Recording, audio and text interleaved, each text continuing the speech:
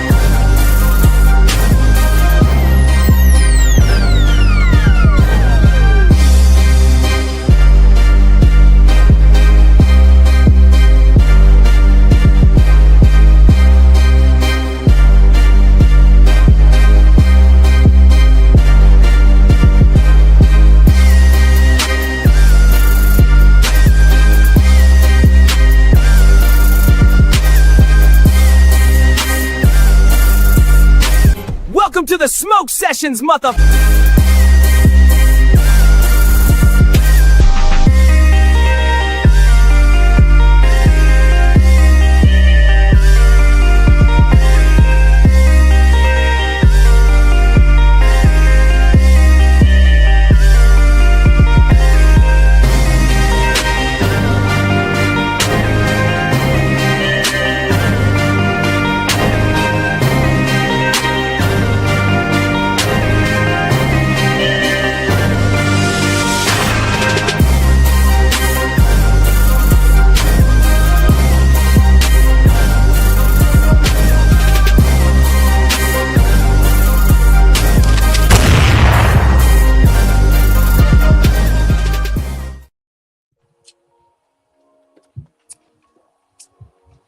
Yo, let's get it. Let's get What's it. good, Look, y'all? man. Look, man. What a day, man. It's Wednesday. What is it, Yes, April sir. 29th? You know what we got, man. It's the Smoke Sessions podcast powered by Body Slam, simulcasted with DWE TV. And y'all know the drill. Look, OG in the middle, man. That's OG Dex. That's right there. You know what they call OG Dex? That's my dog Malcolm Dex right there, man. Just kidding, Dex. Do not go through the screen and body slam your boy. We're gonna talk NXT. We're gonna talk some talk right now. We got Nap God. Look at that, man. Nap God 7 on X, brain fart. Webby J on X as well. You see that right there. And look who back. He said, yo, Dot, life is good now, man. Life is real good, man. Welcome back to the table, man. We got Primo. We got Spurs Power, man. As you can see right there at Spurs Power. We're about to turn it to Primo Power. Welcome back to the show, my guy. Look, man. We apologize for the slight delay. We got Big Luther coming up at the top of the hour. Look, Dex got some things going on today. Lakers and Rockets. What's gonna happen? That we got some unsettled business. Spurs advance. They done beat the Blazers last night. Miami. We're gonna skip that. But we're gonna talk. Listen, we got NXT call-ups. Will Cruz. Oh man, I think he's gonna be crazy. Of course, Evil War or wherever you're gonna call him, menacing. He's here. You mean Sinister? Sinister. That he's here. We're gonna talk about that. We're gonna talk about the. Of course, we didn't get to talk Raw. We'll talk about that too. But nevertheless, fellas. Again, shout out to the whole Body Slam crew. Shout out to the whole DWE TV crew. And again, we want to give a big shout out to Reality of Wrestling and everybody there. And most importantly, of course, Big Luther for allowing us this time. We do got some news, though. I don't know if we should break that news first or we should wait. But what's going on, fellas? What we going to talk about? I mean, look, Spurs done whooped that ass. Yeah. Lakers and Rockets, I mean, oh, shit. I mean, Yeah. so, the bow got to break. My bad, man. I got me a little. The bow got to break here, man.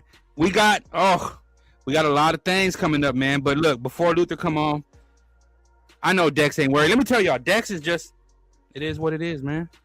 If we win, we win. If we don't, we don't. But Dex, I mean, what are you looking forward to? Any talk of the town? You just ready? No anxiousness, huh? No anxiety, nothing, huh? It's another game. No. Yeah. Dex, Hey, I Dex, mean, you're original Spurs fan.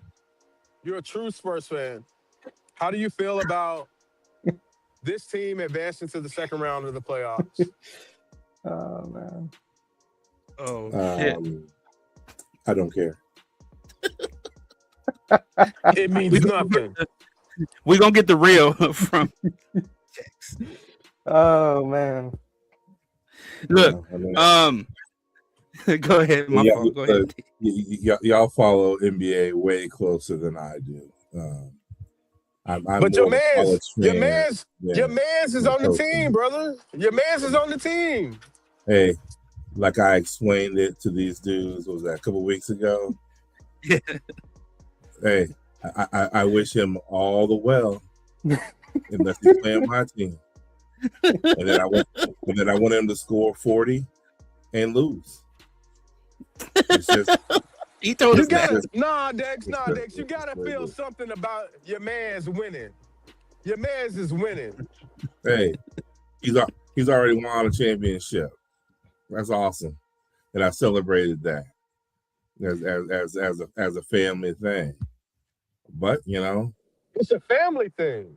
he ain't a Laker. That, damn. Family. What are you, Yeah. Vin Diesel? Basically, basically what he's saying is that if the Lakers were not in the playoffs, then Dex would be all in for his boy. Oh, absolutely. But because the Lakers are in the playoffs, hey man, no love lost. Don't matter if it's a family business. Yeah. We all know. At the Like I end of the said, day, when it comes in between the championship, I hope he does well, but I need my team to win. there you go, right there. But That's it. That's it. Simple as that. Look, man, we're gonna go right into the what up, Randy. Look, man, Randy's always here on Facebook, man. Yes, Shout out to you, sir. Randy. We got Big Luther coming through in the building. We're gonna talk about that Booker T and reality of wrestling. We're gonna talk about, more so. Look, just so y'all know, because Primo, Spurs Power here, Primo Power said, yo, you got to, put us on game with the, look, Big Luther's he's fresh 2 years in the business. I mean, he's accomplished quite a lot in this, especially obviously under the tutelage of and foundation of reality of wrestling. That's major to be able to. And again, if you know, for all the ROW heads, fans, or even just supporters of indie wrestling in general, look, man, he had a great match that you can watch on YouTube with Will All Day. For those who don't know Will All Day, my goodness. For those who do, then you already know. Y'all are in for a goddamn treat. But yeah, to be able to have, he also had, he teamed up against Hank and Tank and All Day. Able to have his moment with AJ Francis.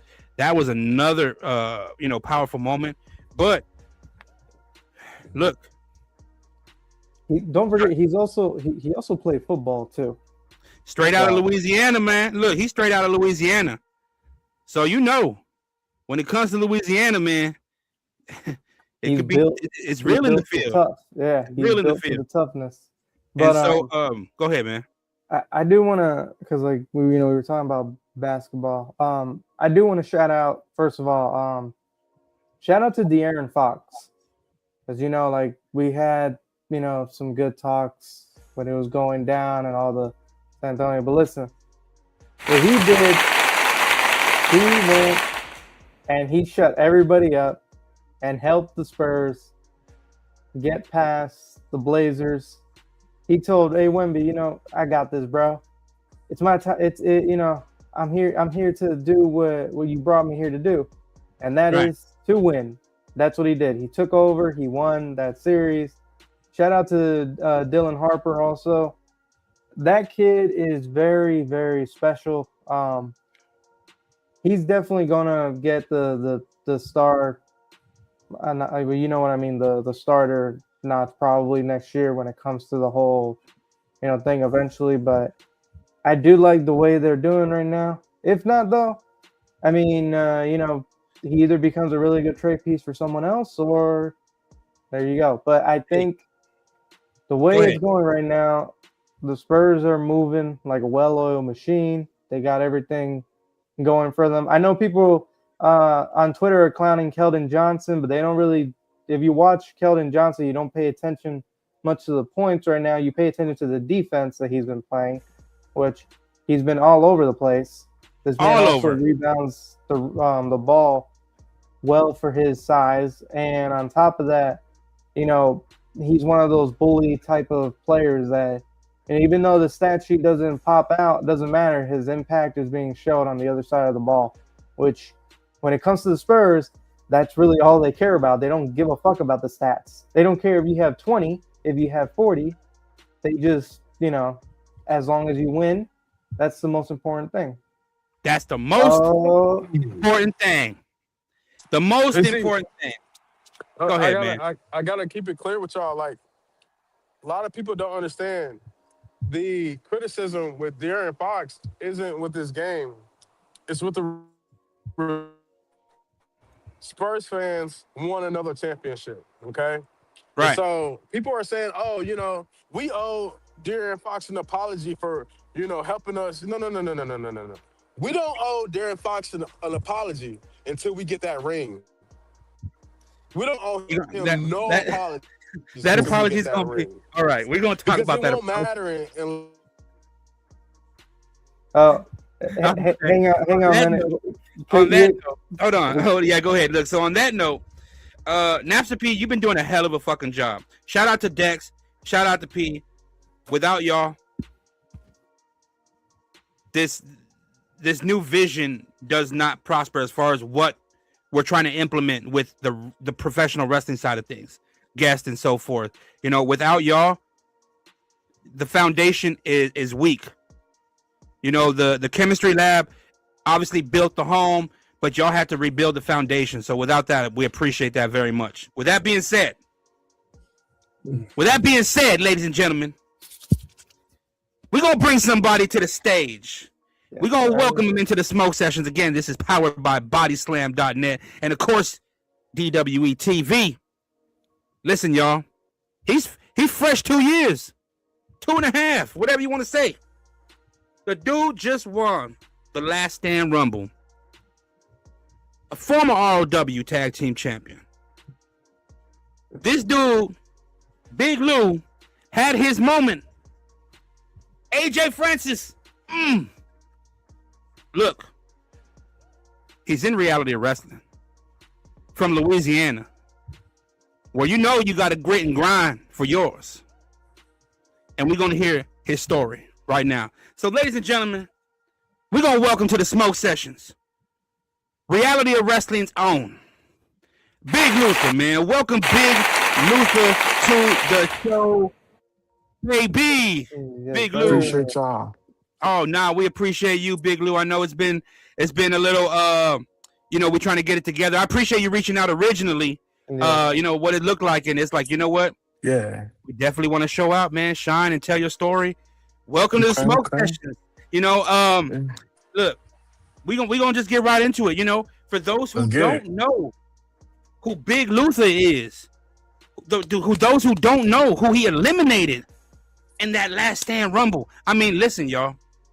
Listen, I don't say this often, but I'm just saying long-term storytelling. You had Royce Keys eliminate a Tonga, a crazy Tonga in Tongaloa. You had Big Luther eliminate one of the most insane, out of his mind, unpredictable Samoans in the game right now in Zilla Fatu. Facts. But Big Lou, go ahead and let these folks know, man, if they don't know, who is Big Luther? Again, welcome to the show. Let me go ahead and give a little round of applause or effect before you go ahead and start. Let's get it. Now, of course, I appreciate it. And it's like I said, we've been trying to get this together for a while. I have some tonsil issues going on and stuff like that. So I appreciate you guys for having me. Honored to be here. Thank you. We finally got it done. So I appreciate all y'all. Yes, so thank you. First off, Big Luther is the 2026 Reality of Wrestling Last Stand Rumble winner. Big Luther is going to the main event of Summer Champions 12. So let's not get that misunderstood. Big Luther is one half of the most dominant tag team champions in reality of wrestling history. Big Luther is just getting started. Big Luther is here. I'm ready to kick ass and take names. That's how we gotta do it. Yes, God, yo, sir. yo, Yes, Only sir. way we do it. you got your suit on, man, because he taking us to church right now. You know what, OG, Dex. Look, man, we're gonna kick these off with you because we're gonna have a roundtable. We gotta put it right here. You're at the center of attention, Big Lou. Tonight, it's all about Good. you and your story. Yeah. And we're gonna make sure these folks know by the end of the show who the fuck Big Luther is, and you just about to find out. Go ahead, Dex. You gonna kick Hey, it off. How you doing, man? I'm well. How are you? I'm doing all right. You had a short career so far in wrestling. What is it that got you to this point? Oof. You mean like what got me into wrestling or what got me to like where I'm at Raw? Both. Both? Okay. Nah, so like you guys said, like the Professor said, I'm from Louisiana originally. My grandpa, when I tell you, my grandpa was a hardcore wrestling fan. You know, like back 70s, 80s, 90s. Like he used to travel all over Louisiana, take my grandma. So like it really started with that. One of the first memories I ever have of watching TV is really watching wrestling with my papa. So I mean, it's kind of been ingrained in me since I was a kid. You know, I just always knew that this is what I wanted to do. But coming from where I come from, everybody say it's all cliche. I came from nothing, yeah, right. But everybody does at some point. Yep. But just with my hometown, like I just knew I had to get out. Like I knew, not to say I was better than everybody, but I knew my dreams were bigger than Dubot, Louisiana. So I was like, I just had to go. So I left home in 2020. No, I left home in 2019. I was 21. You know, young kid. I ain't never really been nowhere, just thrust into the world and shit. Can we cuss on here? Yeah, for sure. Yeah, Oh yeah, be yeah, you. yeah. Be you. I'm gonna keep it to a minimum in case we got I'm little not. ones watching. Oh, you good. You good. You're But fine. We're on Paul Jack and everything, bro. You're good. Yeah. okay, good. No, so basically, man, just like went into the world, just kind of saw what it was like for a year or two. Then I got to this day, then I got the worst phone call in my life. It's like, damn, like it was like my family called me Deontay, it's my middle name. Deontay, your papa gone. And I was like, oh, it hit. That was my guy, my idol. Like I idolized him. Damn, everything I learned came from him. Change the flat, change your oil in the car, everything. Just how to be a good person came from him. So of course my mama too. Shout out to Shirley. Came from her too. But now like that was a phone call to change everything for me. And I was like, you know what? Fuck it. We finna go for it. So yeah, no, I said we finna go for it. And I was living in Missouri at the time. So of course I did my research. And a little pro tip, shout out to any aspiring wrestlers watching. Do not go to a school with a person whose training has not been to, or if they haven't been to, or know anybody that's going to where you're trying to go. Because how are you supposed to lead me if you ain't ever been there yourself? So Big Luther, I got a question for you. oh yeah. Can you recall the first time that you opened up a can? And can you talk about that first time that you opened up a can and what that was like for you? Oh, he means a whoop ass. Yeah, no, I got him. I figured it. I know you did. I was like, damn, I can't. No, first time I opened up a can. So it was all right. It actually, I know my last answer is a little bit long-winded. But so it was actually my debut at Reality of Wrestling. It was me, Terrell Tempo, Quinn Winter. Shout out to them guys, great group of guys. It was when the command first got started. We went up against Hank and Tank, future NXT Tag Team Champions, and Will All Day, and my point, Road Legend. So that's the first time I opened that can of whoop ass. Like this my prime time. This is my debut. Booker always say, like, as long as you execute, you good with me. So I went out there, made sure I executed, put belt to ass, opened a can of whoop ass, and make sure them boys realize what was going on. And Big Luther, when you say Book, you mean Booker T? Yes, sir, Booker T. My bad, I call him Book. Yeah, Booker T. Nah, you're good. Yeah, he Spurs Power. My fault, Pete. Yeah, Spurs Power. We're getting him into wrestling. He's like, yo, put me on game. So like, we starting to put him on game, and I told him this is the start right here because reality Okay, wrestling gets no better than the talent right here. Go ahead. yeah. Oh, you a Spurs fan? Oh, you know it. Yeah. Oh, we are. Okay. Two of us Cool, are. Yeah, Big Luther. That's true. Big Luther, do you think? Now, just look at me. Do you think how bad will you be able to whoop my ass on a scale of 1 to 10? Depends on how bad you Just piss me off. right, I'm gonna be right. real. Just depends on Okay. how bad you piss me off. But Just for like nah, right now, I if I give was it. like, yeah. Probably about 10. Okay, He okay, whoop your that's ass. fair. That's He fair. whoop your pig. That's That's cool. fair. Go ahead, I Pete. give you like a 9.5. I give myself a 0.5 chance of maybe tiring you out. He be I mean, shit. Everybody got a punch a chance, So hey, he started learning from the around James. 0.5. He started learning about James Ellsworth. Every man with 2 hands has a fighting chance. Don't mind Nah, him for with real. that. Go ahead, Pete. And yeah, you good, Dex? We got Yeah. Yeah. Nah, Go ahead. Dex, hopefully I answered your question, but just let me quickly go into it. Long story short, I moved to Texas to pursue this. Then the school I was at, I felt like I had some personal issue kind of dragging me down. Then cause I have family out here in Houston, I moved out to Houston, linked up with Booker, and Booker saw something in me, gave me a chance, and And, the and I rest has love been history. I love that he looks out for the talent, and I mean that as far as not looking out as far as tutelage wise, but like protects you as far as like, hey, look, protect your bookings. You know what I'm saying? Like if it's worthwhile, do it. Like I know for a while there was a time when Gaspar was fresh on the scene, where but Mhm. a monster, and he was really protecting. Like, hey man, we're not going to do certain bookings. I'm not doing this and that. And Mhm. at the moment, and so like, yeah, talk to your experience. Obviously, we're going to go there, and Yeah. from Will All Day, who is a role legend. Even with Chase. So like, what is it like, for those who are aspire, like going into a system like Row, because obviously, like you Mhm. said, you gotta have somebody that's leading the way, that's seeing that promised land, that's still walking the tippy top of that promised land, and you Yeah, right that there. has been there. Yeah.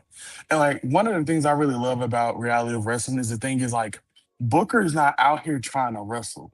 Booker's a two-time Hall of Famer. Like he's setting his career, he's established. So he really does give back and he does look out for us. And I appreciate that. So that's one thing I really fuck with Yeah. about Book. Like he does look out for us. He puts us first. We're family basically. So shout out to Queen Charmel. I Right. love Miss Charmel like a second mom to me. Love her to death. Shout out to her. You know. But yeah, Were you ever able to actually smell what The Rock was cooking? unfortunately I haven't, but I've been able to dig it a few times to catch my drift. I like that. I was gonna So ask because we yeah, saw. go ahead. I wanted to ask because you know, basically how this works out most of the time is like there's either a football or a wrestling, already background. But for you, it's Hmm. football. So Right. tell me how like do you when you get into that zone? Because watching you, everything. I noticed that when you bring out the aggression, it feels like you're channeling your inner football, but you're putting it now into wrestling. So how Hmm. how do you channel your inner football into the wrestling, and how did you go from like the football all the way to just like the wrestling like that? Like, was it first Yeah. like that you The were first gridiron to the aiming to ring. be like it's kind of cool the way it happens though, because I feel like with Hmm. when you have like either like a football, basketball, but you use any of that background to your advantage. So have you also like used the full advantage of that, or are you like kind of like still trying to figure out maybe use it here, maybe not, or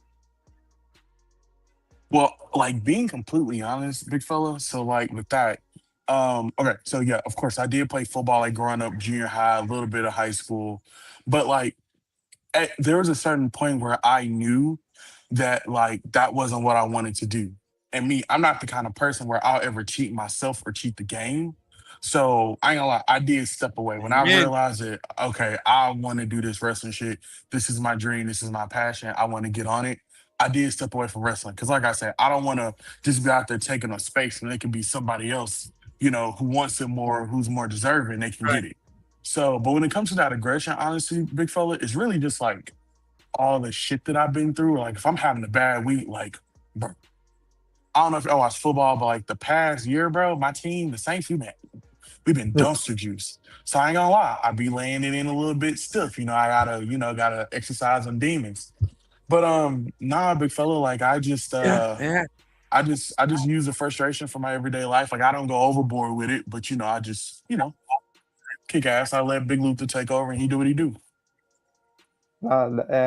Times That's that you say, uh, and What'd you times that say? you do say, like, it gets frustrating. Um, it gets frustrating. Sometimes it can be. Mm-hmm. These trials, tribulations is part of the story. It's part of your journey. Um, what?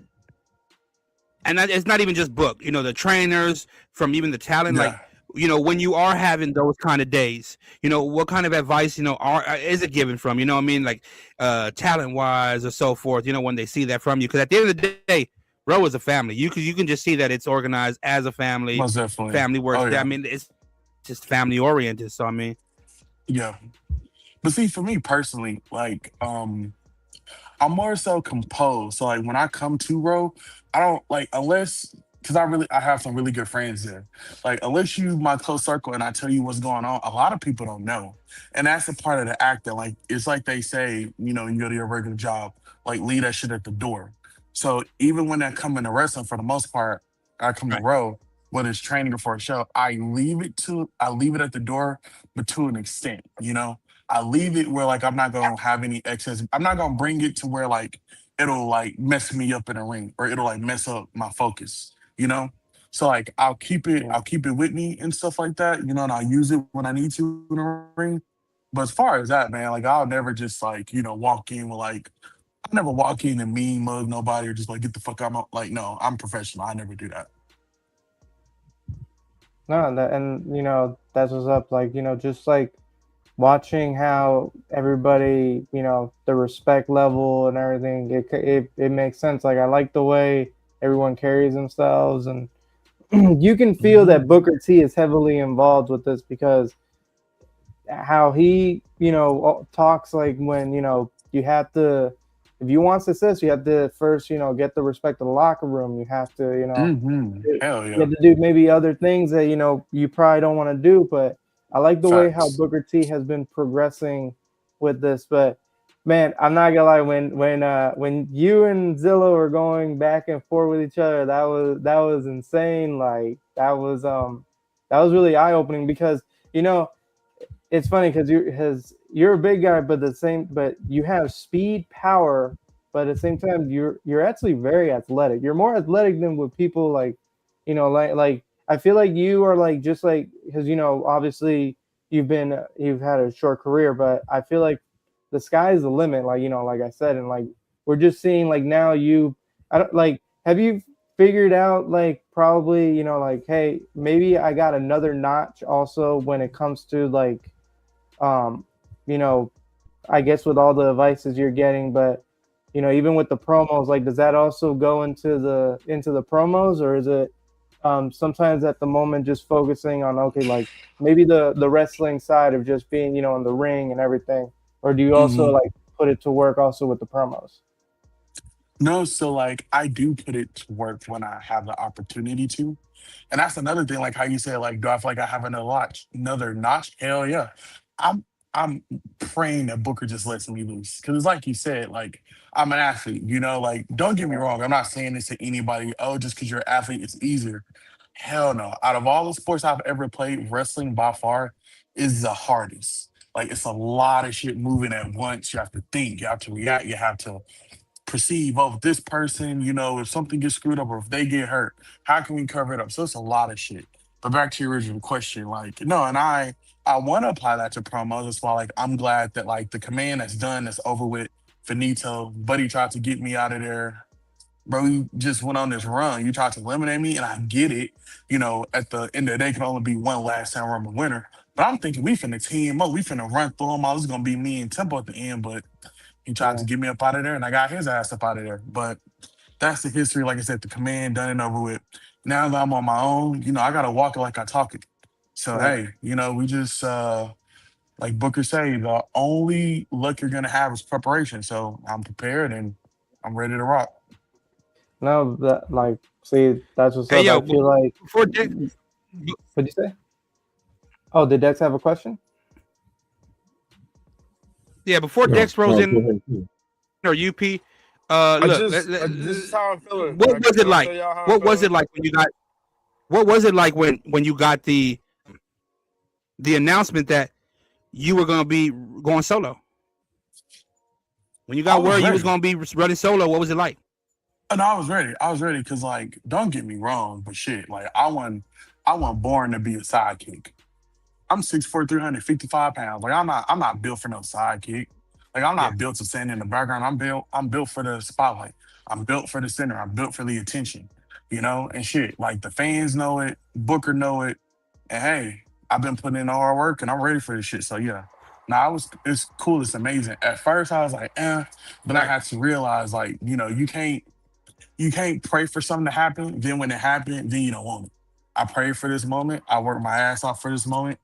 Like we all go through life, we all go through shit. But I went through a lot of shit to be ready for this moment. And I'll be damned if I let Right. myself psych.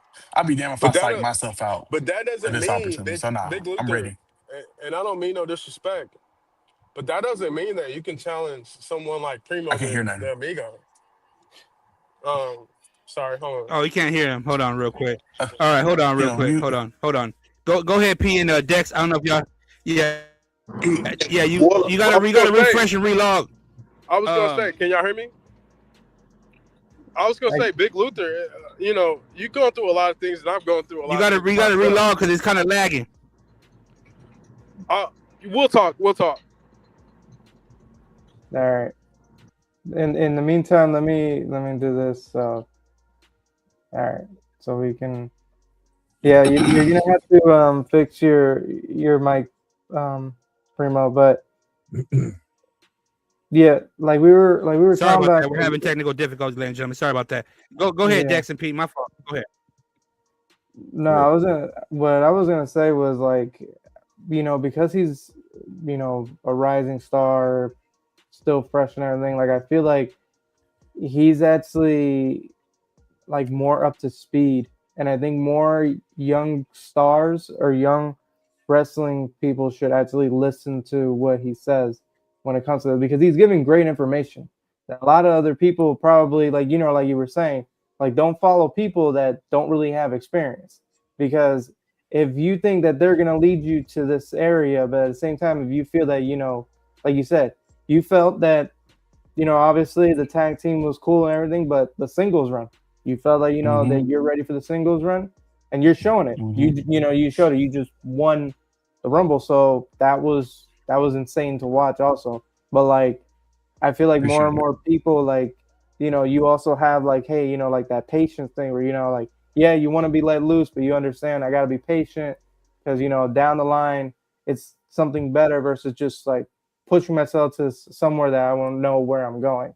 So like, I Yeah. like the way like you're breaking down and you're thinking that way, because it's definitely giving off Booker T's perspective when it comes to that.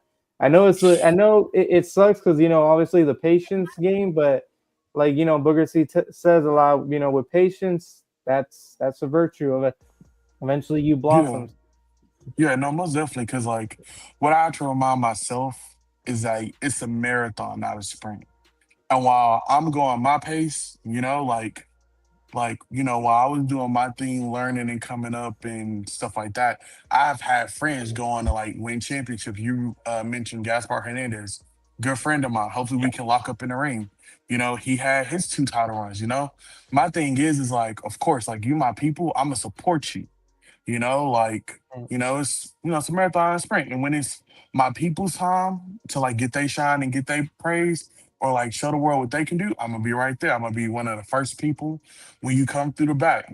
And now it's my time. So, and if they do that for me, I'll appreciate it, my people. But if not, you see who your true friends are. Not saying that nobody's like that, but just gotta kind of take it day by day, like you say, or like I always say, it's a marathon, not a sprint. Yeah. So you've had a in your time, let's get into the wrestling part of it. Who I have can hear now. been? Can you hear me? Can Are y'all you hear able to me? hear him? Yeah, I can hear Yeah, I can hear you. Dex. Oh, okay. I was wanting to Say know. that again, Dex. I can't hear you. Oh, who have been some of the people you've really enjoyed being in the ring with so far? I can't hear you. He said he can't hear you. Let's see. Yeah, he asked to. Are you? If you're able to hear me, Lou? Yeah, I can He hear you. I he just couldn't hear Dex. he Special. asked he asked you if what are the people that you've enjoyed being in the ring with so far? Okay. Oh, that's a great one. Shout out AJ Francis. Like, love being in the ring with AJ. Consummate professional. Knows what he's doing. Know how to work the crowd. Like, despite what everybody say, AJ Francis has been one of like my favorite Yeah. opponents. The two times we did lock up. So he's been one of my favorites. The little interaction I had with Zilla, like y'all heard it. That shit was electric. I would love to step in the ring against Zilla 1v1. Mm, Shout out to Hank and Tank, bro. Like, I yeah. fucking love those dudes. Like, I still talk to those dudes. Like, I spoke to Hank last week. I talked to Tank on a regular too. You know, That's I don't blow them interesting. up. You know, I know they're busy, have busy lives. But whenever I get a chance to, I reach out, I get advice, I send them film. They keep me right. Yeah, no. So shout out to Jay Knight. He's out there, independent scene. Look him up, go check him out. But nah, man, Josiah John, Quentin Winters, fucking like Rottweiler, Jay Davis, like, bro, at my time at Road, it's been a lot. Oh, a special shout out, Sam MF Holloway. The Oh. WWE prospect, man, I Mm-hmm. love working with that dude, bro. I cannot wait until we can lock it up 1v1. Bro, love that dude. Great fucking guy. Funny as hell. Knows how to work, bro. He just gets his shit. The fact that he's not in NXT right now is wild to me. But hey, it's gonna be his time. And when it's his time, I'm gonna be there. I'm gonna be there to support him. Yeah. Eli Knight, like Oh we yeah. didn't wrestle each other, but we tagged together. So just seeing him do what he do up close and personal, that was dope. Shout out to my boy Brent Oakley doing his thing for TNA, Revolver Wrestling. We shared the ring together, had a viral moment. That's my guy. We didn't haven't wrestled each other, but we tagged together. Cappuccino Jones, Cartwheel Jack, Hoka, the Harbor King. Shout out to him, bro. Like, it's just been a lot of people that I've shared the ring with that like I've been honored and blessed to share the ring with. So yeah, but those will All probably be right. my Hey, top. Dex. Can you hear me now? Ooh. Yeah, I can hear you now, sir. Okay. So the My other my half apologies. of Go my ahead, Dex. so you've obviously wrestled a lot of different people. Do you have a preference on? I mean, everybody loves when two big dudes go at it, but Mm-hmm. I do like it when a big dude can go up against a smaller dude. That gives them a little more range to show off the Mm-hmm. ability. Do you have a preference, or you like whatever? Just bring them. Honestly, I'm not gonna lie. I do like when I'm in there with like guys around my size or like in my neighborhood, as Ryan Davidson would say. Shout out to him, World Hall of Famer. Um, I do like that because it's like the concept of like these two juggernauts is literally the immovable object versus an irresistible force. And I always love those kind of shows. However, you are right, Dex, when you're like the big man versus little man, because it shows you have range. It shows and it proves that I can work with anybody or anything. So if I have a personal preference, it would be to work against bigger dudes because, you know, of course, Big Luther's my alter ego, but even my alter ego got an ego. Like, what is big dude thinking he just gonna be like, what? Now we gotta lock it up. It's cause how I be in real life. I walk in the gym and I see people taller than me, I don't like it. But not just how it is though.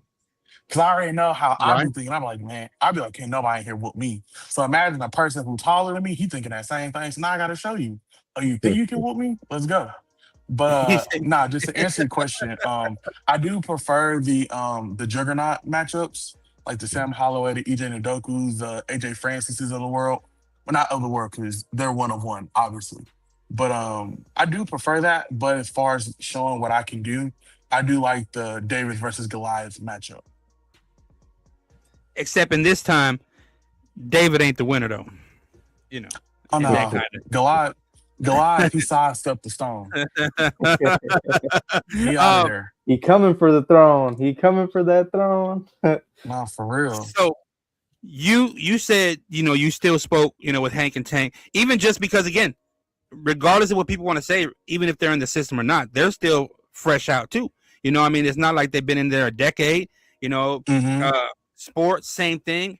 You jump into the field, little experience, they're here. But like for someone like you, what kind of advice, or when you do talk to them, or conversations, maybe things you ask for advice in regards, but what kind of advice are they giving you, or even anybody that's run through, even through AJ Francis, things of that nature? Yeah. So with Hank and Tank, with them, like, okay, I saw this video and it gave them a comparison. They're like Heavy Machinery 2.0. I disagree because they're way more talented and way more like entertaining, in my personal opinion. But Right. no, so they just give me advice like how to work the crowd. Cause like they're showing work the crowd, how to listen to the crowd, how to like feel it and work. And like I took that advice into the rumble.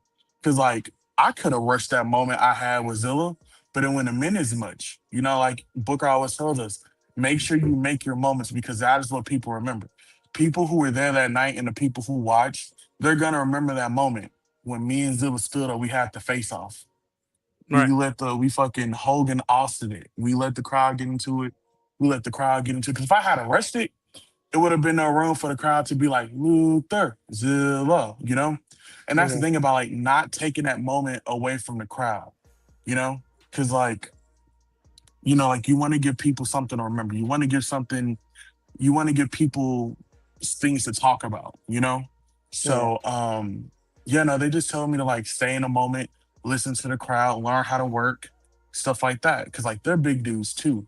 I'm thinking, oh, I'm big. I'm not gonna have to do no, 4 row back rows. Shit. He said they do all of that shit. And I'm like, whew, okay. Think I'm an athlete. But yeah, nah, man, they just tell me to just listen to book.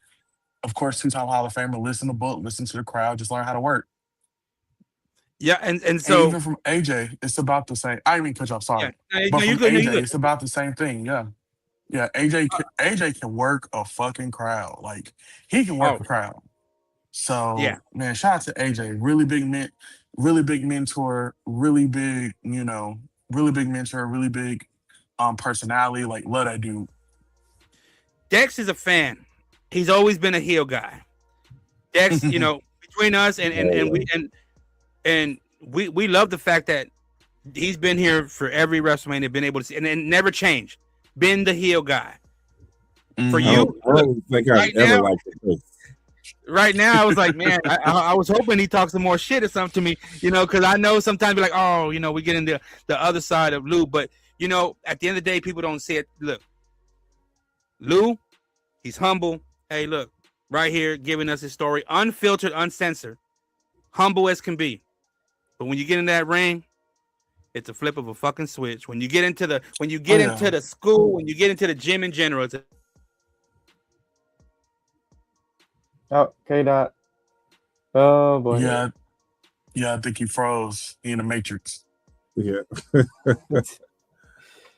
But like he was saying, I don't know why we're having so many technical difficulties today. It's crazy.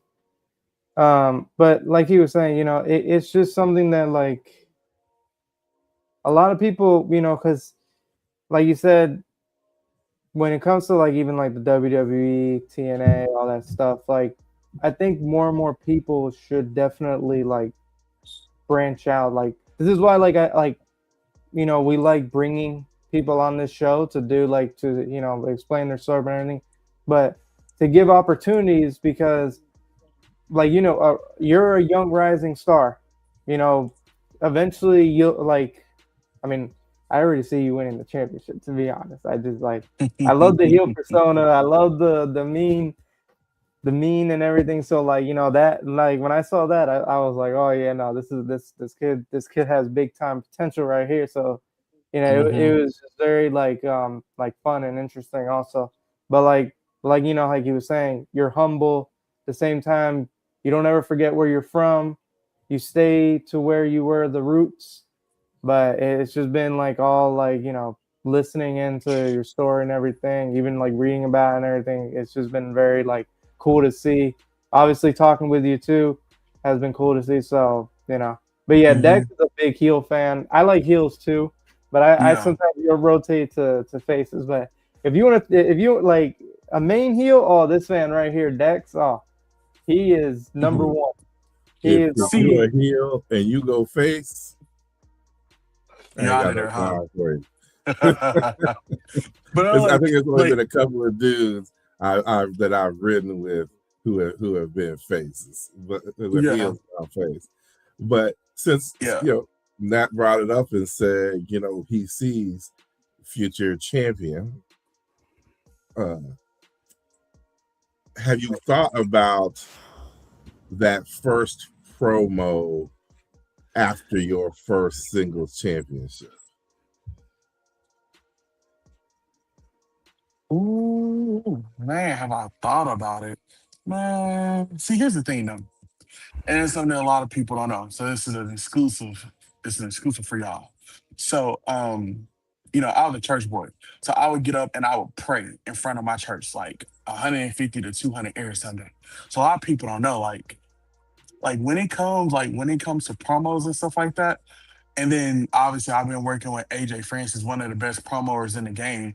I'm feeling very confident. So I'm actually excited, but I don't want to jump the gun, because whoever I pick in the main event of Summer of Champions 12, they may get the best of me. They may bring it, they may overwhelm Big Luther. You never know. But I can guarantee you, whoever I decide to pick and whoever I decide to step in the ring with, they're gonna get this smoke. I don't plan on counting lights, but shit, you never know. But nah. So yeah, that first promo and stuff like that, I'm waiting on it. I'm just ready for it. Man, our apologies, y'all. I don't know what the hell happened to my. Of course, Big Lou has to come I through, can and you hear see you. the. Oh, Yeah. So Oh you can shit. pop out, pop back in like I did. it's weird today. It's like So, just with all the stuff, but go Dex. Yep. so what's on the horizon?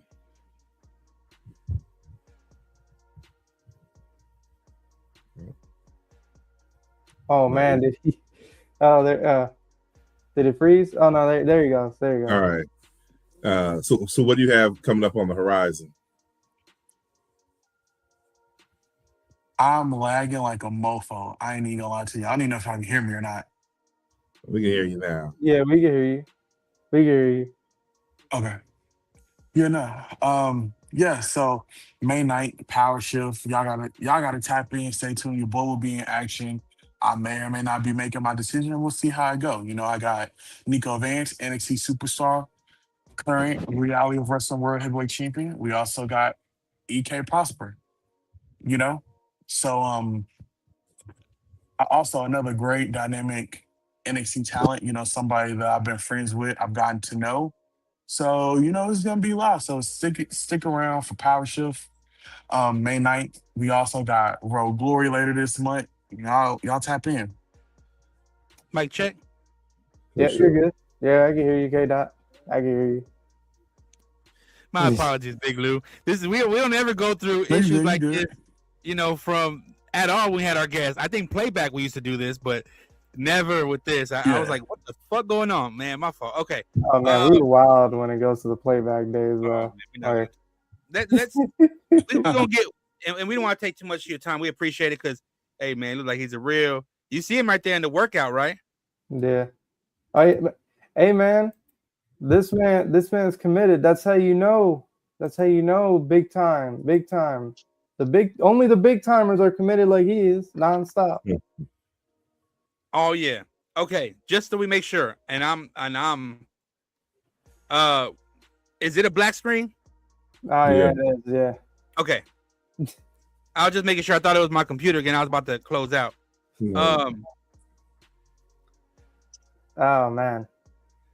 Yeah, it's one of those Gremlins are loose today. Man, we apologize, everybody. We appreciate everybody Yeah, just for real. rocking with us through the technical difficulties, y'all. We appreciate it. Very Yeah. So yeah, Can you hear Oh, me? yeah. No, you're good. Oh, yeah, we can hear you. You're good. Yeah. Okay, We good?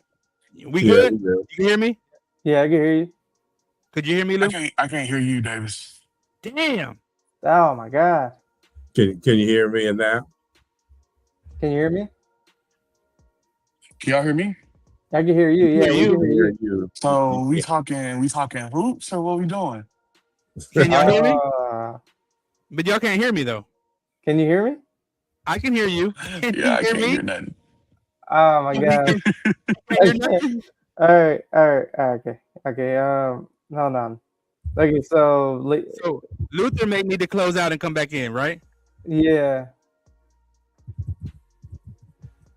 Yeah.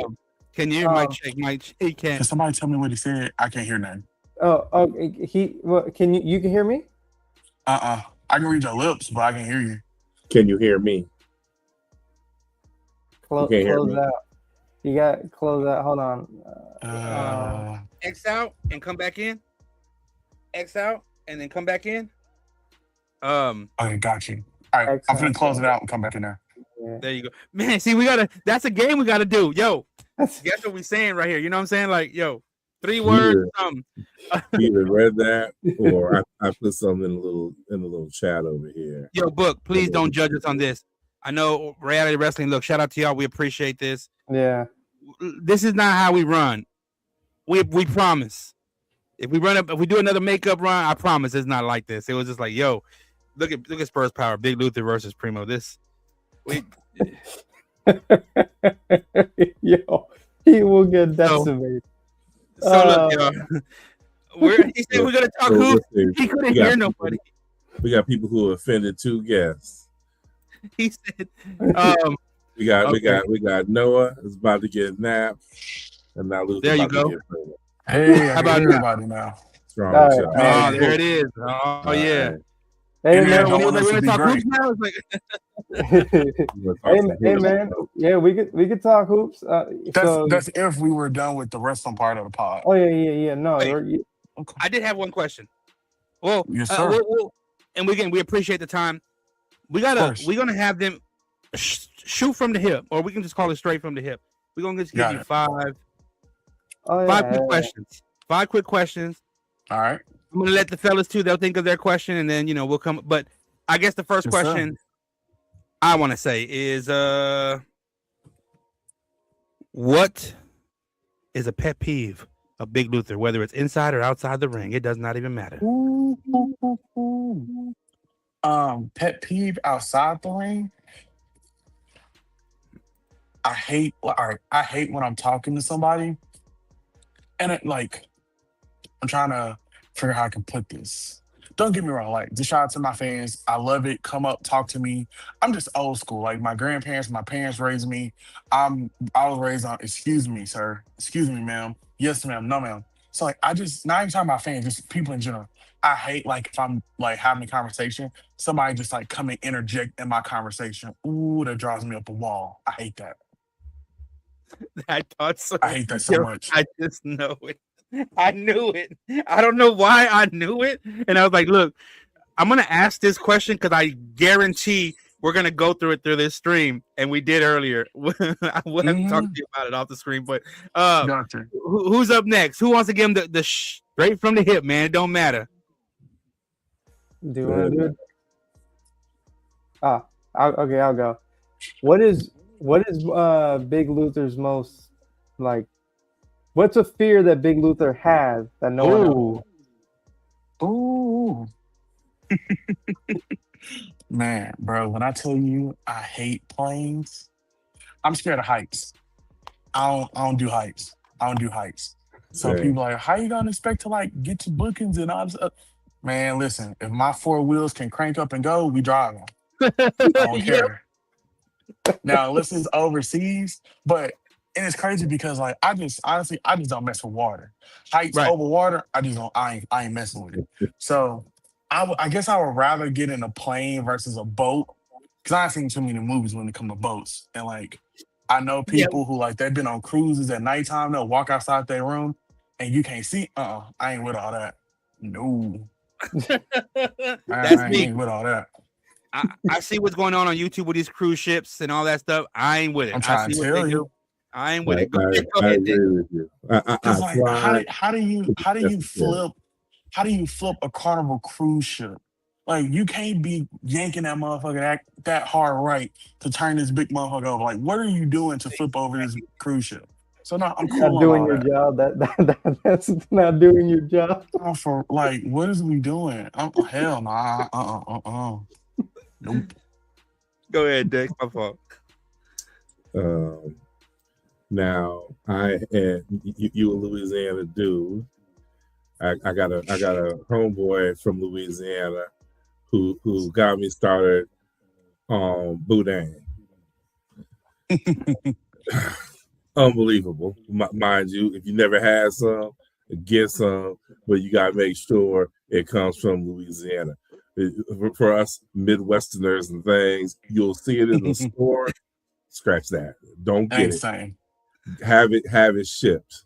So what's your go-to meal? Ooh. Ooh.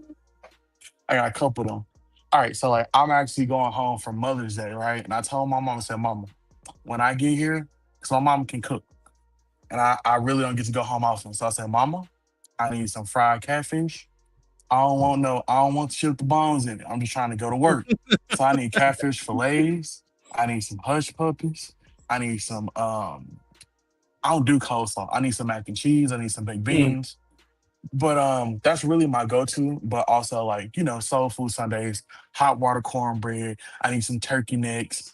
I don't eat pork chop no more, run my blood pressure up. But I need some baked chicken. I need Mm. I need some mac and cheese. I need some yams. I need some turnips. I need some mustard greens. It's crazy. I love sweet potato pie, but I hate sweet potatoes. I don't even know how they work. It just work. But those are really my go-to meals when I go home. When I'm out here in Houston, I ain't gonna lie. I love me some Italian food. I'm a sucker for it. So Mm. some He said, chicken Alfredo, some ravioli. Like I need that. ooh. But yeah, them my So, go-tos. Them my go-tos. so on the topic of food, what is one of your cheat meals? But what's one that you kind of like sneak in half the time when you're not supposed to have it, but you're like, man, Mhm. it's just Oh, it's let's too just say, let's good. do it better. What's that? I know you got to do a fast food because in H-Town, when I go, it's like, no, I try to stay away and refrain, but I can't, man. I can't. But I'm doing my media work. It's like, oh, shit. But yeah, like you Mhm. said, what is that one, that guilty pleasure for Mr. Luther when it Ooh. that you So know that? so famous, you've been out to Houston right before? Yeah. Have any of y'all been out to Houston? Yeah. Yep. No, I haven't. But I'm not gonna lie to you, boy. I'm a sucker for Donna Letters. Ooh, give Oh, me some beer. Give me some beer and some consomme. oh shit! man, Damn, that Nap, you're gonna sounds have good. to. Y'all, That you sounds good. oh Bro, shit! like when y'all pull up, I'm gonna take Donna Letters, man. Cause like, bro, But I just love beaver, bro. Like I but was what? living in But San wait, Antonio when I got onto yeah. that. Oh, Washington have one. Oh yeah, watching that most definitely. Oh yeah, Most that's definitely. what to say. Yo, Most I know, definitely. he said most definitely. Got Yo, Nap, to. you're gonna have to. You're gonna Nap. You're gonna have to swing your way to the H one day, and you're gonna have to Bro. try that. And you said he had a beer. You said you drinking some. What are you drinking? What's your beer choice when you do have to head up there? Oh, see, I ain't even gonna lie to you. I don't even drink. But Oh, that's get good. your boy, That's good. you know, That's no, good. I don't drink. Don't, I'll take an occasional, Budweiser, you know. But other than that, like, now for like to drink, like I mean, I'm trying to get off of sodas and shit, yeah, but thank you. I need that. I've That's been trying to that's get off me. of sodas. But see, That's here's the me. thing though. Here's the thing though. I've been drinking them all my life, so I'm just trying to weigh myself. My girl got me doing Coke Zeros. So, Oh yeah, it's a little bit of a, compromise. I mean, So, yeah. going cold turkey is hard. Oh yeah. oh, That's it's hard. You just gotta And like, wean yourself off, especially if you drank it all your life. Cause So like how people be expecting people just go cold turkey on shit. Like that's why I'm still big, bro. I can't never just diet, cause I'll drive myself insane. You, Cause telling me I can't eat ice cream and cheesecake. Oh yeah, we out of there. I don't want to do it no oh, more. yeah, bro. Cheesecake's so good. But like, I haven't drank soda in like over like 25 years. So it's like, Ooh, you a bad motherfucker, boy. hey, no, but you know what's crazy is that my dad, right? He pulled like, cause I used to be.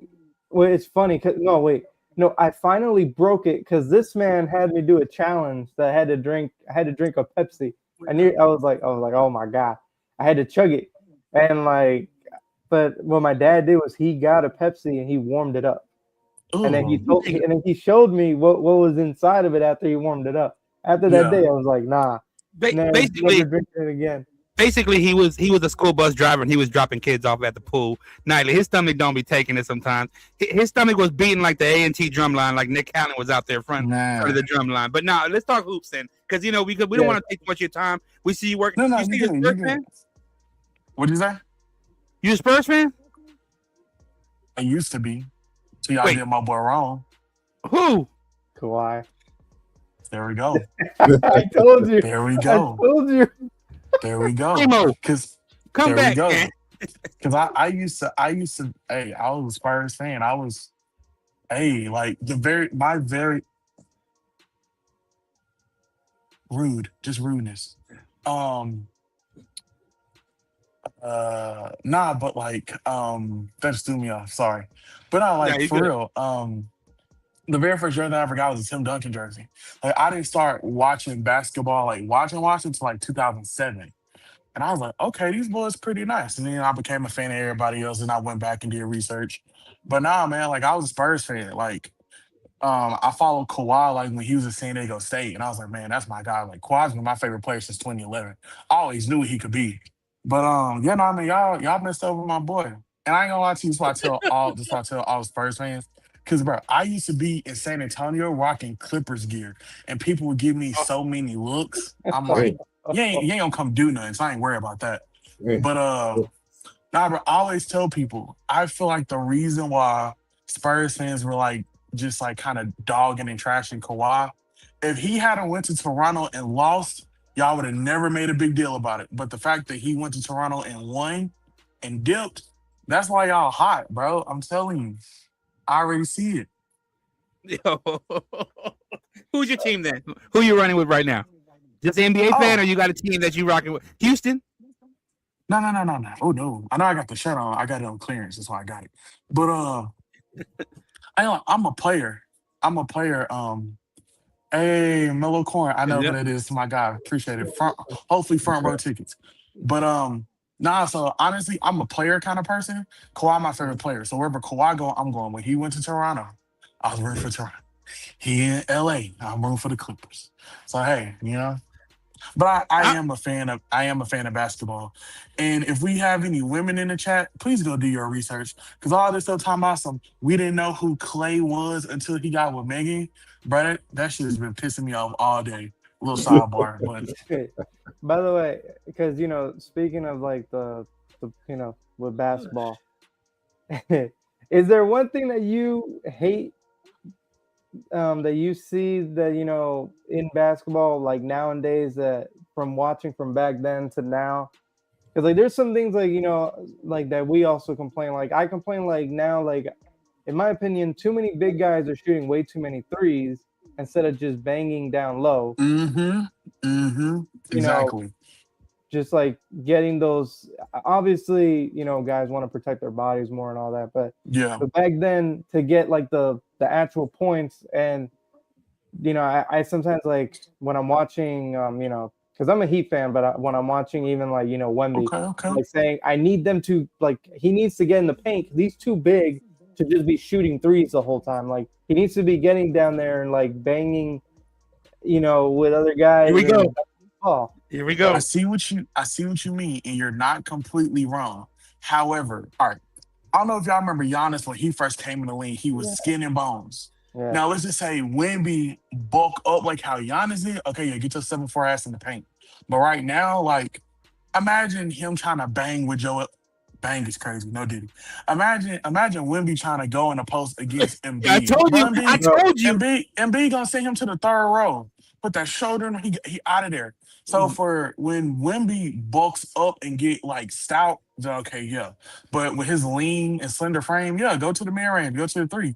He can shoot them, so why not? But I wouldn't want my franchise player like down there with nobody like Embiid or Adebayo. Like Adebayo, he typically short for a center, but like he's muscly, like he's huge. So yeah, like So Let's talk I about just had speaking to of talk musty and about. huge. I also want to talk about this though, like just real quick, because you were speaking on Kawhi. hmm Like obviously a team like Miami is going to be interested in a guy like him. Would you like to see Kawhi, Bam, like paired up in Miami? Does that interest you? I, I would. The only thing is, I just don't feel like I Yeah, don't yeah. feel personally like the management will fuck with it because Pat Riley, he run a strict program. Your ass gonna play. So like, and that's the thing. Like when Kawhi's healthy, he's gonna play. Like he played down there all the games this season. Maybe I think he missed like 15 or something. So he played like what 60 plus. So Yeah. he plays when he's healthy. It's just when he's not healthy, like what y'all did, tried to make him be ready when he wasn't ready.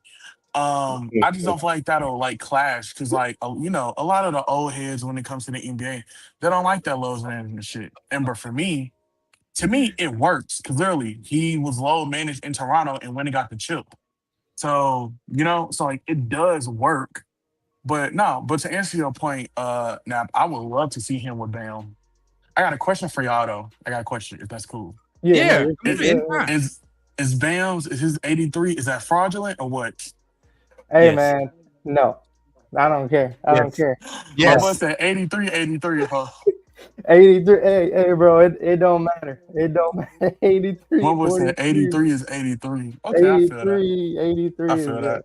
The only reason we allowed Master Napster P to have this moment, little Nap God to have this moment, is because his Heat are nowhere near the postseason. So, and we love him talking Ooh. about how does he feel about signing these big players because he knows his team ain't gonna ever do any of that shit.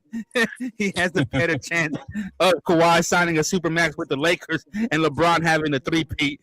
Then, no, I apologize, Nap. I did not mean to do this. I'm Nah, drinking I a little mean, bit of White Russian. hey, My like, apologies. by the way, I do like sometimes like these crash outs and whatnot. So but NAP stands for never adding pause, so you'll never hear me say Well, pause. well, So let's talk Hey. about that. Let's talk about that real quickly because you said Ayo. Oh, Ayo, you catch yourself. I do too. These two up here are like, nah, we're not doing any of that. And no matter what, it's like I have to stop saying Ayo. But meanwhile, I'm catching I'm too myself saying, old for that nonsense. is in 2026 and I don't Ayo care. is Ayo required to make sure your friends stay in line? Is it required? I feel it is because there are some things that are going on that we say and it's like, all right. Here's the I thing, think y'all's that younger generation has decided to switch words. Now switch the meaning. Now my only thing about it is, and you young people might get offended by it, but if you think about listen to what I am saying and take it home and marinate on it, you might understand. Now, are these words suspect or is your thinking suspect? I ain't even gonna lie to you. I got a dirty That's mind. the thing. My mind has always been the gutter. So I ain't even gonna lie to you, OG. I'm gonna be real. But there's I can't. being in the, because guess what? My mind's always in the gutter too. But to see things in that way where you're listening and waiting and trying to catch something, that's what I'm like. I'm like, Okay, I see is what you it what mean. I I see what you said, mean. or is it how you're hearing, waiting to hear I it? see what you mean. Shout out to my homeboy. Cause like how you said we switch words. So Mhm. like he'll say something out of pocket and I'm like no Diddy, you know? Or like I don't even Yeah. say pause. I just be like no Diddy, you know? But I do see what you mean because like I don't be thinking, I don't be waiting for somebody to say something crazy. Like it'll like I'll hear it and I'm like, no Diddy fam, come on, bro. Maybe like 20 seconds later, you know. But I do see what you mean. I do see what you mean. Yes. That's a valid point. That's a valid point. You can't say, and I get it, athletic, oh, great build, whatever the case, but you can't sit here and let, for example, Dex would be like, nah, man, that's where I with that, do with the pause. And Mr. Nap God will start trolling by saying, oh, yeah, you know, so when you see a talent like him, he's real thick, real muscular, built, and it's like, yo, you saying this shit real purpose. The way he bangs in the ring, the way he be banging on other bodies, like, yo, this is ridiculous, and we can't, this is no AO moment, like, hey, this is absolutely fucking insane. Length and girth. And this man was like, wait, Length what? and you see? But see, Length and but girth. here's the thing, Come though. on, Dex. My boy was waiting. He was waiting on you to slip up. Banging. See, Yo. and when we said you bang on a dude, because that was literally the sound that backboard rim made when somebody got jammed on. It was a bang. So He's yeah, banging on and dudes. for us, when you But he's bang on banging on dudes. everybody who's my age is like, oh, he must have got dunked on hard. If dudes say you got banged on, because as soon as somebody got dunked on in them gyms, everybody will be looking to see who got dunked on. Just But like when now you say, you know, attack now, the pole. everybody want to yell You balls. would run and attack the pole. What is going on back there? I'm sorry, Big Lou. We're about to get you. No, we're not doing that. No, I'm you about good. to get my glasses on. What? I mean, go ahead and take over, fellas. I gotta. Class just got out, huh? I gotta pour me a drink. I can't. We're almost done, Big Lou. Okay, look, No, you good. Big Lou. Honestly, great conversation. You really are. You're a great dude, full of humility. You said, my papa, man. You know, the big wrestling fan. You know, obviously, seemed like a gentleman's gentleman, a man's man. One that not only helps build on the foundation of the legacy, but inspires to continue to honor that. And when it's all said and done, and we ask this question a lot, but when it's all said and done, what is the legacy you want to leave behind? Whether you want to talk about Big Luther or you just want to talk about you, what is the legacy that you want to leave behind? Me personally, I would like to leave behind a legacy, something that lasts outside the ring. You know, because we hear stories of people being one way in the ring and one way outside, like how, you know, unfortunately, you hear the stories of Ultimate Warrior, no disrespect, but I'm going to call a spade a spade. He was an asshole in and outside the ring. I want to be a person where, like, my actions outside the ring speaks volumes over what the ring could ever do. I want to, you know, I want to be a good person, a nice person. And I try every day to do that. Not gonna lie, I live in Houston, especially because I drive here. This shit is hard. I be cussing in the car so much. It's just horrible. It's just horrible here, traffic wise. But like, you know, I try. You know, I try to be a good person. I try to be nice, try to be kind.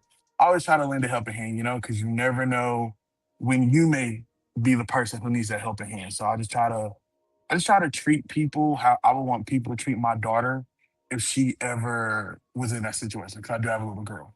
So, but back to that, I just want to leave a legacy of knowing that, you know, her dad was a good dude, and like my peers and people I interact with, Luther was a great guy. He was nice, he was kind, he was friendly. He had his, you know, he had his cons, but for the most part, he was a great dude, you know? And in the ring, I, you know, want to be known as a safe worker, a great guy, a person that, you know, performed and delivered and, you know, was able to like go at a high level. So yeah, those are two legacies I kind of want to leave behind. Not kind of, but I will leave behind. Jesus Christ. I'm not going to lie to you. That honestly, where's the sound effects for that? For real. Put the round of, there you go. Let the audience go. Luther, that's honestly what we love to ask a lot of the talent, because everybody can be saying the same old cliche things, the same old things, but it's never like that, because everybody's journey is different. Whether you've been in the game for a while, less than a handful of years, it doesn't matter. Everybody's journey's different. So therefore, your legacy of how you want to start off now, you know, and again, it could be changing next week, tomorrow, a year from now. It doesn't matter the case may be. But to know that we got a blueprint of what you want to create that legacy and what you want it to be about. But before any of the fellas do their final questions as well, I know we got real serious. All right. Real heartfelt. But I gotta ask you, Do you ever get some of those? So we asked Ben Bishop. You know who Big Trouble Ben Bishop is. Big He's been out Ben. here. Yeah, Big Ben. Shout out to Big So Ben. we asked him about the indie locker room and what it's like, you know. But are there any of those? He said, "Look, we got a lot of feet smells. We got a lot of sometimes, you know, the restroom don't smell too good or it's a little foul." Big Lou, we had to switch you right back up.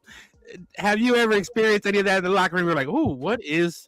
It smelling like a little. Who got the bag of Fritos out? We making Frito pie. I mean, what's going on? I mean, I just need to know what's.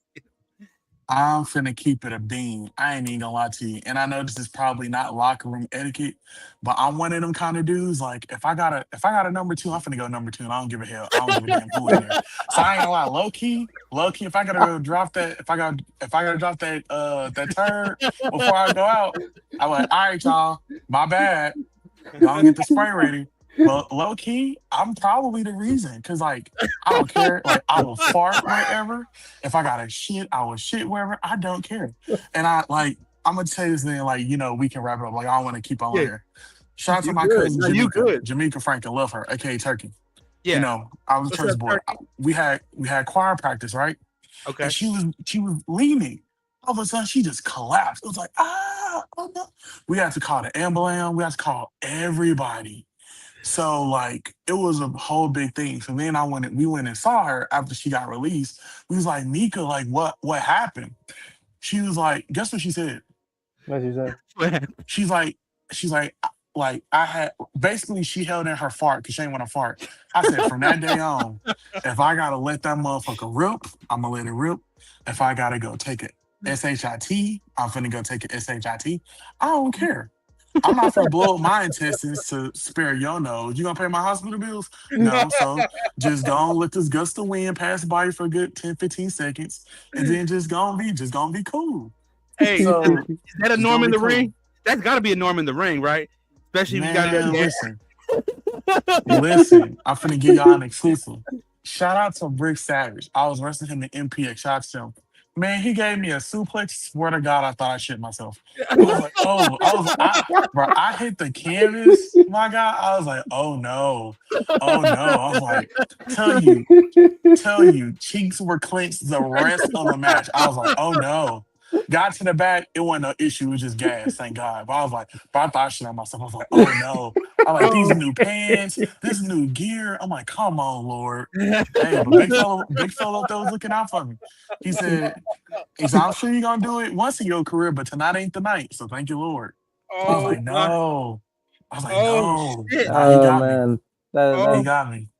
by the oh way, shit! because like Oh, we like to also plug, make sure you guys follow this man. oh, Hold for on, sure. right. Oh Follow yeah. this man right here, Big Luther at Big Luther Big Oh, Lou. Row. Yes, Follow this sir. Yes, man. sir. Show him right all the Appreciate there. that. Look, love. So, on Instagram. He Appreciate said, that. "Look, I'm on Instagram. You oh know, yeah, you find him on Instagram, for sure. Twitter, But look, Instagram, Facebook, oh, matter yup, of big fact, and three. then you can catch his matches on the right on there. the Road YouTube channel, man. Look, there it is right there. Look, there he is. There you Dream go, Face right right there. there on IG. Oh yeah. Oh yeah. Look at that. Look at those flyers right there. Look, y'all see that right there? Hank and Tank right there, right up. Look, Yeah, you see And it? can I say one last thing Yeah. before No, we you keep doing. yeah, Nah, yeah, keep yeah. cooking. No, you're you fine. Yeah, can you go back to that? Can you go back to that? Keep that up. this one. That one. Yeah, Man, that was a Oh, history making match. I just want to say shout out to WWE, shout out to Sean, shout out to NXT, shout out for everybody who like put that match together and let us do that. Shout out to Booker, Lord God, my promo picture was crazy right then. But shout out to them, like put me in position. Shout out for them to like just give me an opportunity because like there hasn't been a WWE title defended outside of the company in right. decades. So for us to be the first to be able to go for those titles and not only be a nanosecond away from victory. So just shout out to Rose, shout out to Booker, shout out to NXT, everybody who had a hand in putting that match together. Shout out to Hank and Tank for being such amazing dudes, such great partners, bro. Like I love those dudes to death. Now you can tell me about them dudes, like, you Mm-hmm. know, like, Yo, you know. As they long as they y'all tell me, yo, nah, like they are genuine, humble dudes. Like they really love this shit. They breathe this shit. thank them. Like I just want to give them a big shout out. Shout out to AJ France and shout out to everybody. So yeah, like that was a history making. That was a history making moment. You know, it's plenty of people who've been on the Indies for years, and you ask them, like, have you ever went for a WWE title while not being signed? They can't tell you that, but I can. Yep, So you can. And then not only that, I mean, again, the WWE idea, you know, being a part of affiliate with Raw, but similar to NXT, right? NXT getting them ready for the main roster, etc. Look what Raw was doing right there. Look what Raw was doing, developing not only talent but great men and women. It's not only just inside the ring, but it's outside the ring. You know, because take it for what it is. But a 2-time Hall of Famer, five-time WCW heavyweight champion. Big Lou, the only Go ahead. And the greatest king of the ring ever. Oh, King Booker. Huh? King Booker. Just don't take him to Wendy's, right? Wait, can I? I just want to ask him this. Right? Don't do that, book. Don't do that, book. Don't ban me from You can get my push canceled. Come on, big fella. So I gotta ask this because I know you probably seen this video a couple of times. Like you probably have. Have you ever asked Booker T about the crazy promo he was doing in TNA? When it came to Booker T is gonna kick this guy. And then I thought you was going somewhere else with that. My bad. No. Like, I haven't.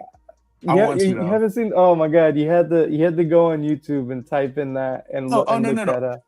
I've seen it. I know what you're talking about. I just haven't asked him about it yet. That was probably one of the funniest like Booker T like things like he's done where he's literally doing a promo while he's kicking someone's ass, like, Booker T's gonna kick him. Like, if I can say one last thing. Keep going. Don't even worry. We appreciate your time. Of course. Real talk. Yeah. This is the thing about that. Because, like, you got to think about it. Like, how many people Booker has put over in NXT and got ready for the main roster just by doing commentary alone. But then people be like, he's the worst commentator. He got Miss Parker started for Jada Parker, put her on the map. I literally can't hear Trick Williams' music without hearing Booker in my head. Stephanie Vaquer, her doing the Devil's Kiss. Lola, he puts her over constantly. So can we just take I know people really don't think about that kind of shit, but like that shit is amazing to have somebody go over and out of their way to put you over. Because Booker knows the assignment. He put all those people over literally just by doing commentary. So he's the worst commentator here, man. Fuck out of here with all that. Yeah, that shit pissed me off too, and I get it. Look, man, that's his uncle, by the way. That's Nap God's uncle, by the way.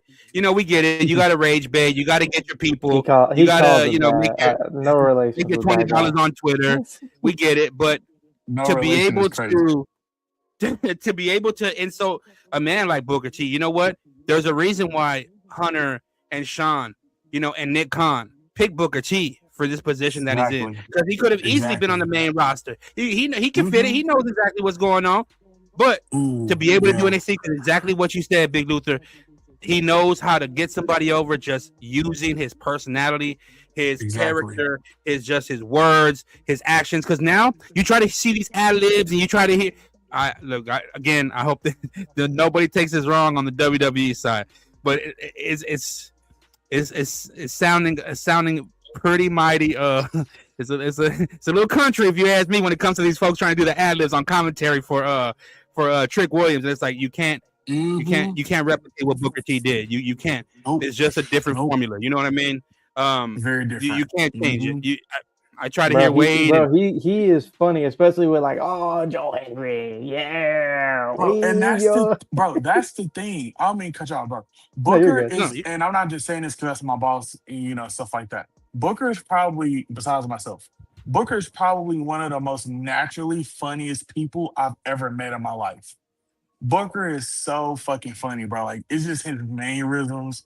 And, he a Louisiana boy. Like, we talked to him about that. He from Plain Dillon, not too far from Shreveport, and that's not too far from where I was raised at. So, he a Louisiana boy, and he a Pisces. His birthday a day. His is March 1st, mine's March 3rd. So, we just like that. We naturally funny and shit, But, nah, bro, like, it's just the fact of, like, Booker really is one of the best parts of NXT, you know? Right. And even like they added him on commentary for 2K26. That's probably my favorite thing about the game, you know?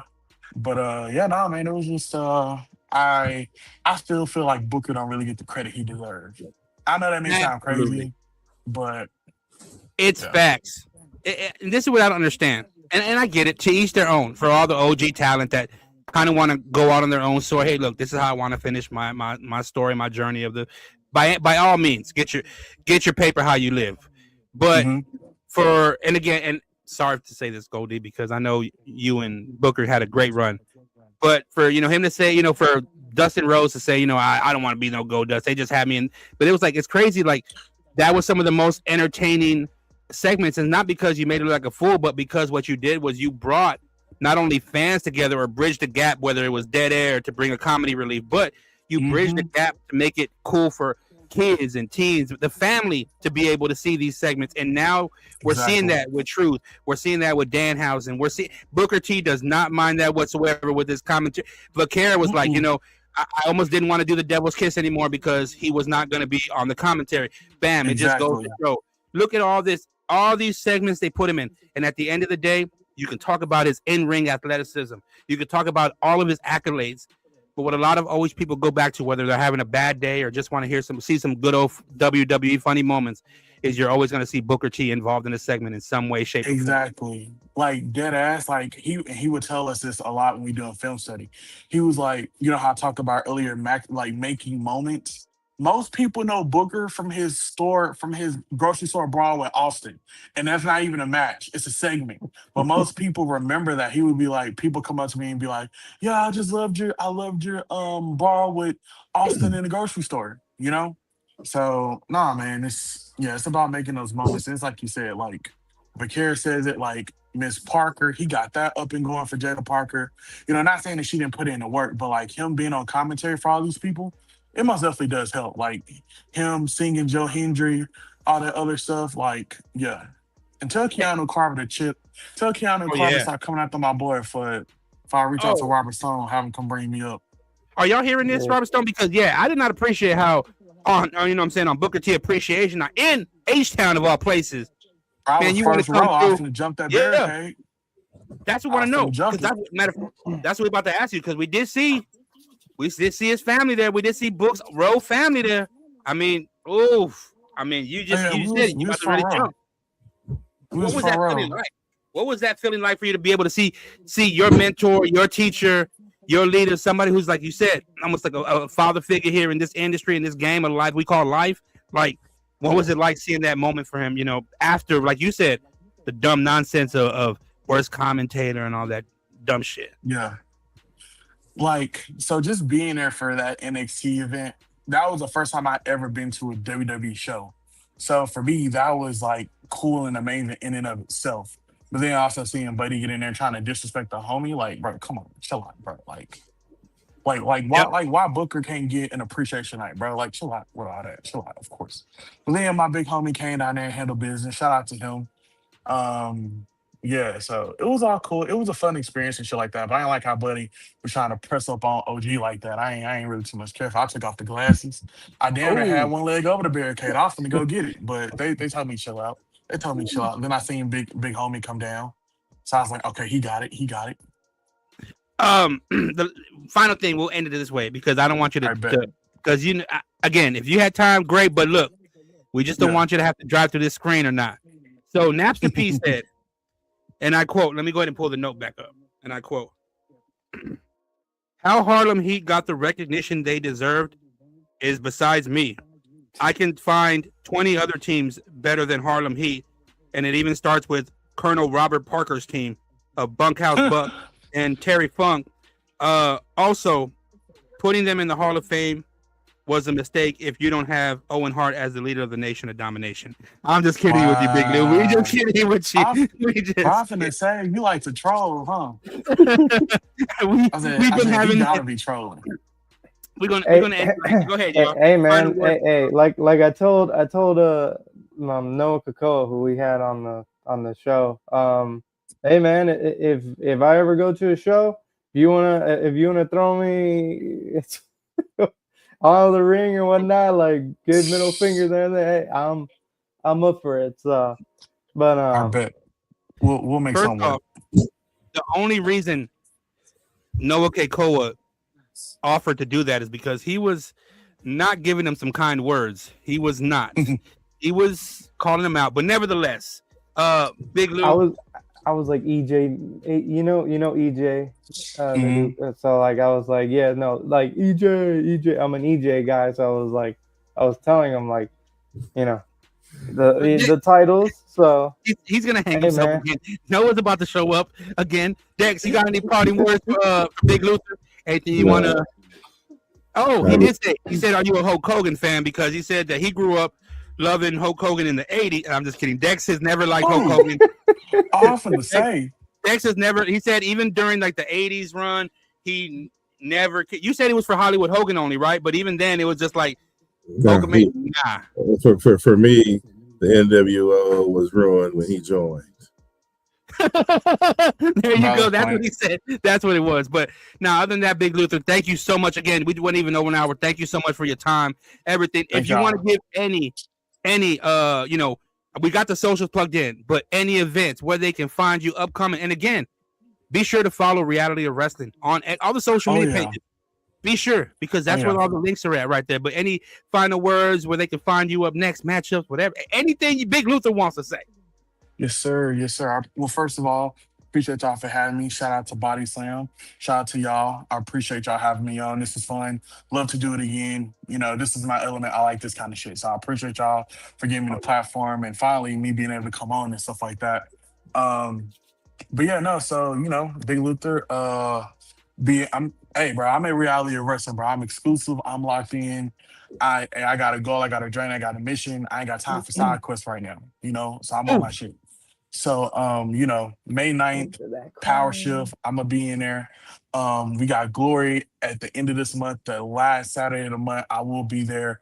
I will be making my decision. I feel like LeBron in 2010, a decision. Ooh, the decision. Ooh, I like that. I like that. So you know, we gonna chop it up. You know, I'm gonna go to the drawing board, seeing which one, you know, seeing what happened. But nah, man, that's where I'm at. Follow me on socials. We already got the socials plugged in. Shout out to y'all. Shout out to. Can I give a shout out real quick? Yeah, this is your time, bro. Don't you take all the time you need. Yeah. Shout out to Jason Aird. If you don't know, he is a WWE team referee. Love that guy. He's like a big homie. I'm just grateful for all the connections I have inside the business. He always give me advice, give me good advice. He told me he was like, never say I hope. It's I am, I will, I do. And that's my new mantra for like going forward. All that hope shit. He was like, hope is an excuse that you give yourself if you don't succeed. Oh well, I hope to go to the WWE. Yeah, fuck all that. I'm going to the WWE. I'm just waiting on my time. So I am, I will, I do. I am going to the WWE. I will go to the WWE. And when I get there, I'm going to do what I got to do to stay there. So and shout out to Jason Ayers. Go ahead. My fault. Go ahead. No, that was it. Just shout out to Jason Ayers. Shout out to AJ Francis, Booker, Hank and Tank. Shout out to all them guys, you know? And that's what I'm about to say. Booker's going to be right there on Tuesday on commentary. Putting you right the fuck over where you deserve to be. And you know what? We can't wait to have you more than likely next up with that ROW Heavyweight Championship. Hey, round your shoulder.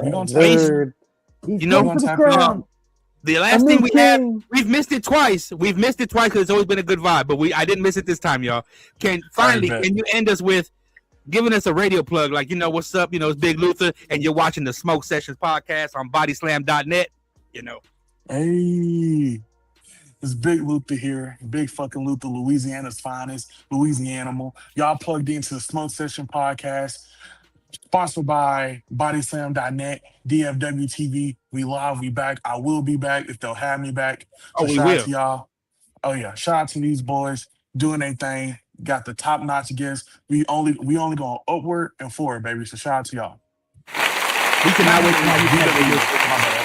Thank you again for everything. You have yourself a wonderful rest of your night. Hey, yo, tell Booker, look, man, congratulations to you. I wish I was definitely there for Booker T Appreciation Night, but we will definitely be there at Row because I'm only a drive away, a couple of hours, baby. But nah, enjoy the rest of your time, Big Luther. Have a great night. That was Big Luther on the show, man. Give a round of applause to Big Luther. One more time, man.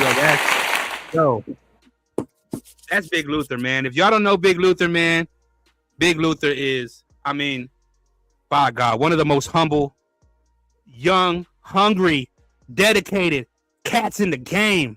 Like that is, y'all don't understand. And when we say cats, a lot of, and Dex will tell you, a lot of the OGs will say, cats, but it's just a different breed. When you're one of these OGs, when you a young Thundercat, man, you out here putting in the work. I see you're a bad dude. And coming up from Row, you know what I loved about it, fellas? Come on, Go y'all. ahead. Also, like, Look at that, y'all. Big Luther Row. Get this man's followers up. He deserves it. Just Come on, y'all. just an awesome guy. Like he said, this man is through and through, just like he was up front here. He's, behind the scenes, everything. This man is a realist. This man's a realist. And come on, show this man love. Get this man's followers up. Right, absolutely. Look at that, Big Luther ROW.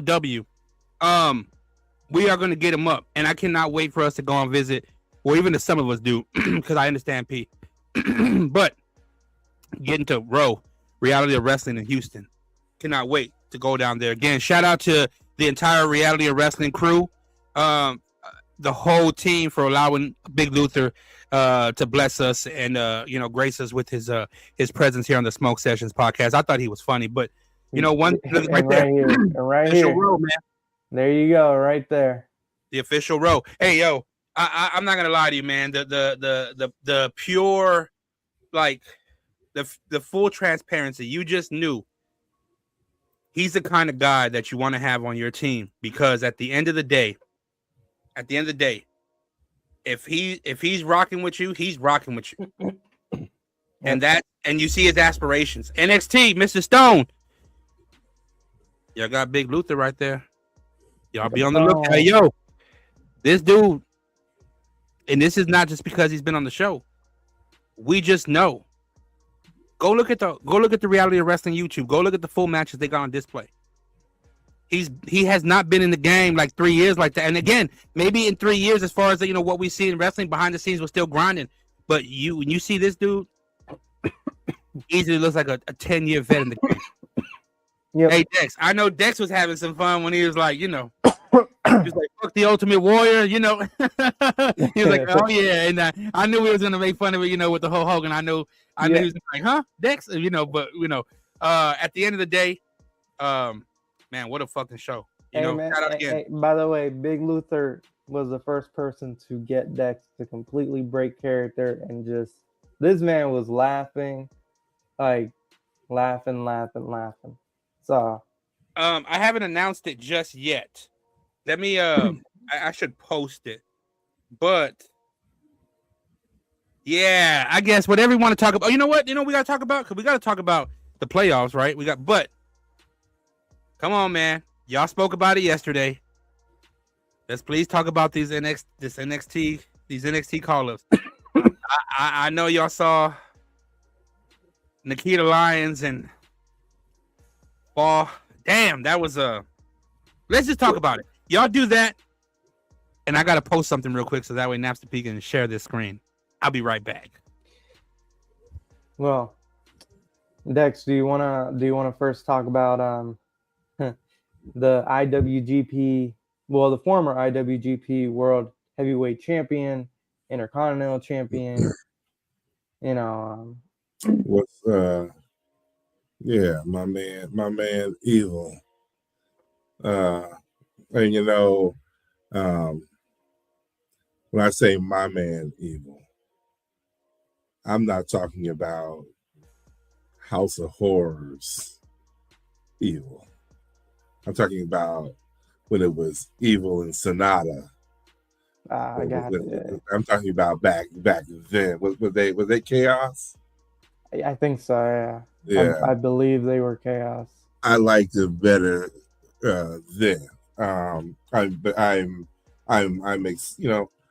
always excited when a major Japanese star comes over here to see what they do, how they're perceived, how the crowd reacts to them, no matter what whether it's WWE, whether it's AEW. I'm interested just to see how the crowd reacts. Now, I will say that the AEW crowd is a little bit more in tune with indies as opposed to the WWE crowd. So I think they appreciate who the former personas were, as opposed to WWE fans who just know them as whoever they came in as now. But man wanted to start down at NXT, get the lay of the land, and I can appreciate that. So, What did what did you think about his theme? The way they did his theme, they presented him, because I feel like I'm not gonna lie, I like the theme. Like I was like, okay, yeah, this is, I can dig this. I like that he kind of went back a little bit to like like you were talking about like the main roots, where he wasn't just coming out as like he would normally, but he was coming out with like presence. yeah. So I wish. Cam Luther, yes sir. But Yeah, I just wish that I kind of wish he would have stood alone as opposed to him coming out giving that to Tony D. I wish that would have been the end of the segment, as opposed to him getting jumped by other dudes afterwards. Yeah, that was the one thing I that was like, okay, like, all right, that's cool. But I mean, we both know that Evil's gonna take that title, like eventually. He's gonna take the title, and rightfully so, because like when you look at it, he's in my opinion he's better than Tony D. So, I mean, it's like night and day. That's literally no disrespect to Tony D. This is just Evil. I mean, it's just business. It's just business. It's not a diss. I mean, you're just for those watching, you're just hearing this from two dudes who are extremely familiar with Evil's work. And if they let Evil be Evil, you all will understand. It's kind of like when they were letting Shinsuke be Shinsuke. As brief as it was, but you just see it. It's like, damn, this dude is good. I hope. I just hope when they bring him up to the main roster, right, that they don't do the same thing they did with Shinsuke, because obviously people look at Shinsuke and it's like, oh, he hasn't done much in WWE, won a couple, mid-tier titles, but this was one of the best prospects to come out of Japan, like a long time. So like when you look at that, I hope that they don't do the same thing. Obviously, there's a lot of people that are like that. It's kind of like mixed reviews with Evil, because it's like, oh well, he's had some botches here, some botches there, blah blah blah. But they don't really look at all the other stuff that he's really done, because he has gotten better. Hopefully now like he'll be able to fully showcase a different type of thing. But I think that as they presented him was pretty good. Oh, all right. Give me wait. So unfortunately, we want to make an announcement. Let me make sure I got the audio real quick. Make sure I got it right. So on behalf of Dex, OG Dex, Nap God, and myself, Body Slam the Smoke Sessions, we regret to inform you that the Godfather will not be here on May 13th. I know y'all were looking forward to that. There's a reason why. And it's because Drum We are roll. gonna Where's first your bring drum roll? up. Where's the Congo for all my stuff is a little there we go. But why can't I gotta close everything now? Hold on real quick. Yes, Dad. Oh, that's the wrong one. Oh no, don't do that. Don't do that. Don't do that. I'm lagging over here, y'all. My fault. Don't do that. All right. One more game. Go ahead. My fault.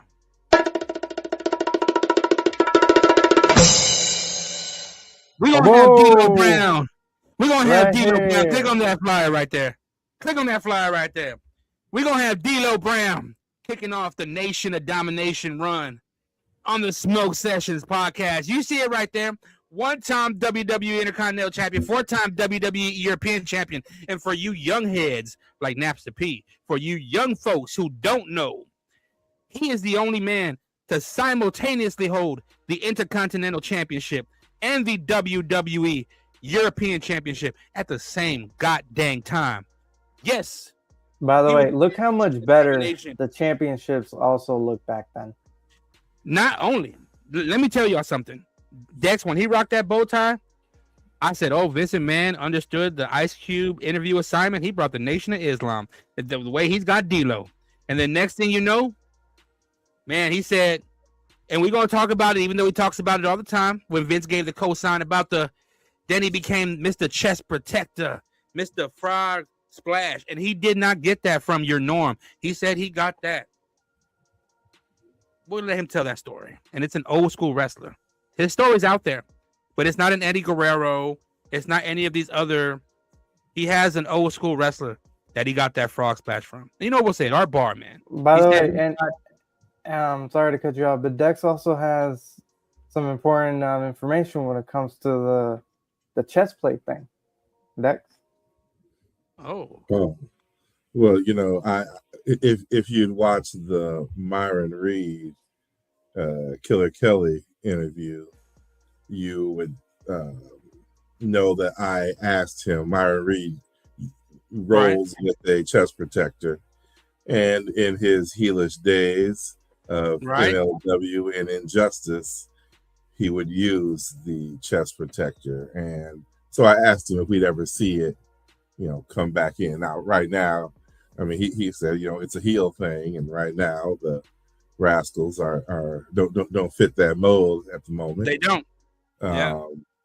But D'Lo was the first chest protector wearer and user as a weapon. There you go.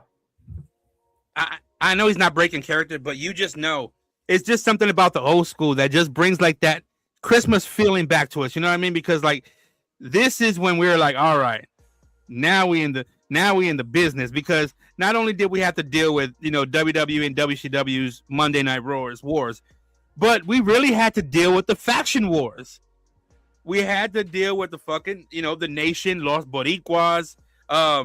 What was the with 8 Ball and Skull? I forgot what theirs was. Was called. Me too. And then to have DX and then have the corporation. You had at the time so many. It was they have and Bret Hart and them. Hart Foundation. Yeah, Napster P. When they talked about faction wars, a lot of people complain now about why are they going into faction? You don't understand. Back then, WWE had so many fucking factions, but they all made it work because they all were like all a band of brothers. If you weren't in the faction, you weren't on TV. But you like how I brought back the word stable faction? Like those are like stable was the word. Those the word that I feel like when it needs to be brought back. The stable word needs to be brought back. I like that more than just being just like, oh well, they're a trio, they're if you're gonna do more than 2 people, call that a stable. I don't care. Stop using other words for that, because stable just feels like real wrestling. Well, and if done right, a stable also needs a manager. Yeah. And people are like, well, I think a lot of people assume if a wrestler now has a manager that they can't talk. And I just tell people, if you want to understand what a manager brings to a stable, go look no further than J.J. Dillon, Yep. because Ric Flair could talk, Arn Anderson could talk, Tully Blanchard could talk, Ole Anderson could talk, Barry Windham could talk, Lex Luger could talk. I mean, these dudes could all talk. But when JJ was in there doing his thing, it brought a certain something to what he did. Those dudes would talk, and he would come at the end and drop some pearl, and that's what. Yeah, you don't. I mean, understandable. They put Paul Heyman. CM Punk didn't need Paul Heyman as a mouthpiece, because we all know that he can talk. Mm-hmm. But it's enhancement. Right. I mean, it's Paul Heyman is there to amplify a CM Punk. I mean, Brock Lesnar was not the greatest promo dude, and he got better with time, but he was there to amplify. I mean, even Roman Reigns got to a point where he didn't necessarily need a Paul Heyman, a wise man to talk for him, but what he did was amplify everything Roman Reigns did, and therein lies the what you get if Seth you have a Rollins, good manager. like I feel like, see, I think that's what I think nowadays gets really underrated is like the manager part. Like people go like, oh wow, why the fuck does this person need that other person? But when you don't look at it, is behind the scene is like, how people get better with promos is because of the managers.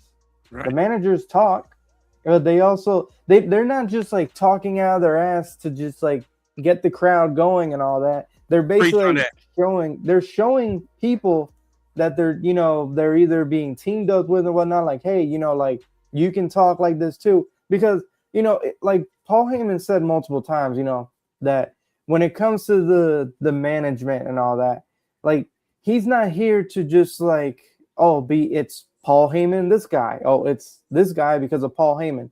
No, he's basically like doing this so when he's gone, like that person knows, like, okay, like I learned already from the promos, from the way to talk, how how to get the crowd engaged and all that. And I think that's what goes underrated when it comes to management. And that's what, like, you don't have to win titles to go into the Hall of Fame. You could be a really good manager, and because of the promos and everything. But if you're like kind of like just focusing on what you're doing, your craft, like, and then it's also easier for some, because let's be honest, there's some wrestlers out there that just don't want to talk. There's just some wrestlers out there that just don't want to talk. Like AJ Styles was a perfect example when it came to like talking. He's like, I'm not really a big promo guy. Like, yeah, I'll do the promos, but he wasn't really the guy that wants to, do promos. He even said he would rather have a manager talk for him half the time than he does, because he just wants to focus on the wrestling. And there's a lot of guys out there that want to do that. Like, but then as we saw, the Roman Reigns got better with his promo. CM Punk didn't need Paul Heyman because he was already really good at promos, but he got even better. And he, with that, CM Punk, what CM Punk needed was to focus more on his wrestling. He got better on that. With Brock Lesnar, the same thing. Like you said, Brock came in, was not a promo guy. He was just heavy wrestling, kind of like like a bulls to the horn type of guy. Again, moved over. Paul Heyman came in, became a better guy. Helped him become a little bit more better with his promos. Obviously, Brock was still not a promo guy, but another guy that gets like other pieces that don't get talked about. Rob Van Dam, he got a little bit better with his promo too. Who? Because Paul Heyman. Even though Paul Heyman wasn't his management, he was his boss in ECW, and Paul Heyman always would go and he would talk with the guys and tell them, hey, if I'm talking, pay attention to what I'm saying. The same thing with what was it? E3 or no, what was the Dudley Boys? I was gonna say Team 3D. the Dudley Boys, another guys right there. So like when I look at management, I think managers are more needed than ever nowadays because there's some guys that just they don't want to talk or they can't talk or they're too afraid. And the management helps them elevate so they can just focus on the wrestling. So when they focus on the wrestling, that's how when they get elevated to like for example, Booker T is kind of like a management too when he's pushing people on the thing like Big Luther was saying, like that's something that gets underrated. Even if you have like a female manager, there's some female managers that know how to talk. So that's how I look at when it comes to this stuff, and that's why I feel like that's becoming very underrated and very underappreciated, and hopefully like more stuff will be popped up like that because there's a lot of people out there that just do not want to talk promos. They don't want to do promos. Period. So I was gonna respond about JJ Dillon. I think that was probably like 20 stops back. My apologies, y'all. I didn't know when to ring the bell to stop the bus. You know what I mean? So I could be like, no, you're good. Just go for it. No, you're good. No, because you the James J. Dillon, that's something here. But D'Lo's another thing that you talked about. So y'all both brought up some points. So with the Paul Heyman advocate speaking for what he needs to speak to, him being a voice for those who really don't have the greatest of promo skills. What JJ Dillon did was he just added to the formula. He didn't need to talk to make up for Tully Blanchard. Hell, even Barry Windham. He didn't need to make up for Ric Flair, obviously, or Arnett. He didn't. Ole Anderson, none of them. He didn't. They had their shit down pat. All he did was he just added the cherry on top of that. He was an advocate that didn't have to be the energetic, dropping you these wise puns and all that shit, because at the end of the day, they delivered what they need to do. They made money. They won belts. They won gold. They beat ass. They got ass. They partied. That was their life. And he was just the guy that, hey, look, I just want to make sure we're stay on the right track. I keep y'all steered because y'all are money. And I think what JJ Dillon did was he really set the tone for a lot of these valets, what they used to call them there. Napster P is crazy. Valets. But for female managers. But like what he did was he did help. Again, we can't compare JJ Dillon to somebody like Little Yachty. We can't. It's not ever the same. But in his own way, Little Yachty adds to the formula of what Trick Williams and his vision is trying to accomplish. That's exactly what James J. Dillon did. And it didn't matter who was in there in the Horsemen. Hell, even when JJ Dillon was a workhorse behind the scenes, but it was on that mic, and he didn't even need to say much. Now, when it comes to the silence, just so you know, silence could be golden. Because there was a very long time for the Nation run where D'Lo wasn't saying a word. He just had his shades on, the scoofy, the bow tie. And I think even Vince did bring it up. Is this like the late Nation of Islam? Who is this guy? Security. And Nap, if you would see old school D'Lo, just old school D'Lo, him, it proved like you can have that mysterious aura about you. You can have people question you. You can actually build your character in the ring. And he didn't say a word. Picture, it was crazy. Like, cause I was like, holy, like I didn't know he was like that like fit. Cause like the D'Lo that I saw was kind of like when he was like kind of like aging out. You talking about Aces and Eights D'Lo? You talking about TNA D'Lo? That's what you mean? No, I saw him in WWE too. When he would come out like in. Oh, like, but you're saying that this is his most shape that you've seen him in here this time? Yeah, like this was like actually like the prime, because like bro, he looks like what was it like Shelton Benjamin type of build. Like he's ready to just like go through the ladders and all that shit. So I was like holy shit, like when you show me that picture. So he wrestled China, Jeff Jarrett. I mean, obviously, the everybody. I mean, I don't know if we'll do it, but everybody brings up the Dross thing. I know it's just, again, that's a lot of another story. But like, he had a lot of, and then again, the real story that I look at Napster P when I compare D'Lo and Big Luther is that they both had tutelage with a great leader like Ron Simmons. The reason these, at the time these young guns were a part of the nation was so that way Ron Simmons can teach them the game, teach them the ropes inside and outside the ring, how to handle themselves as professionals, and then make sure they stayed in line. I hope, fellas, that we get to that point where we do start with right here, D'Lo, and then of course the following week with the Godfather. Oops. And then I don't know about the world's strongest man. that one right there, I don't know about, but yeah, I don't know about him or The Rock. Yeah, but we'll get to definitely. I'm gonna reach out for Ron because I really feel like D'Lo's another one. Think about this, ladies and gentlemen. Godfather's in the Hall of Fame. Ron Simmons is in the Hall of Fame. The Rock's there. Is he there? Is The Rock already a Hall of Famer? I don't think he's been officially inducted, has he? Okay, well, he's a soon-to-be Hall of Famer. But for what D'Lo's accomplished, why isn't he in? That's a big question. A lot of these people in the nation, and probably The Rock is not in there yet. No, he's not. No, he's not. Maybe he's not in there yet, obviously, because of maybe certain time and place. Because he's still because he's still active, but also he's like he goes in and out. Yeah. He they can't really even though they did with Rey Mysterio, they can't do it with him because he's back and forth. D'Lo deserves to be on there. And it's not because we're interviewing him. It's just like, how can you get all of these members of the nation and this dude? If you're doing a stable, yeah. If you're gonna put all the stables, yeah. No, look at what he was the only man to ever hold these two titles at the same time. How is he not in the Hall of Fame? I was gonna ask, whatever happened to the European Championship? Oh yeah, they did away with that. Really nice.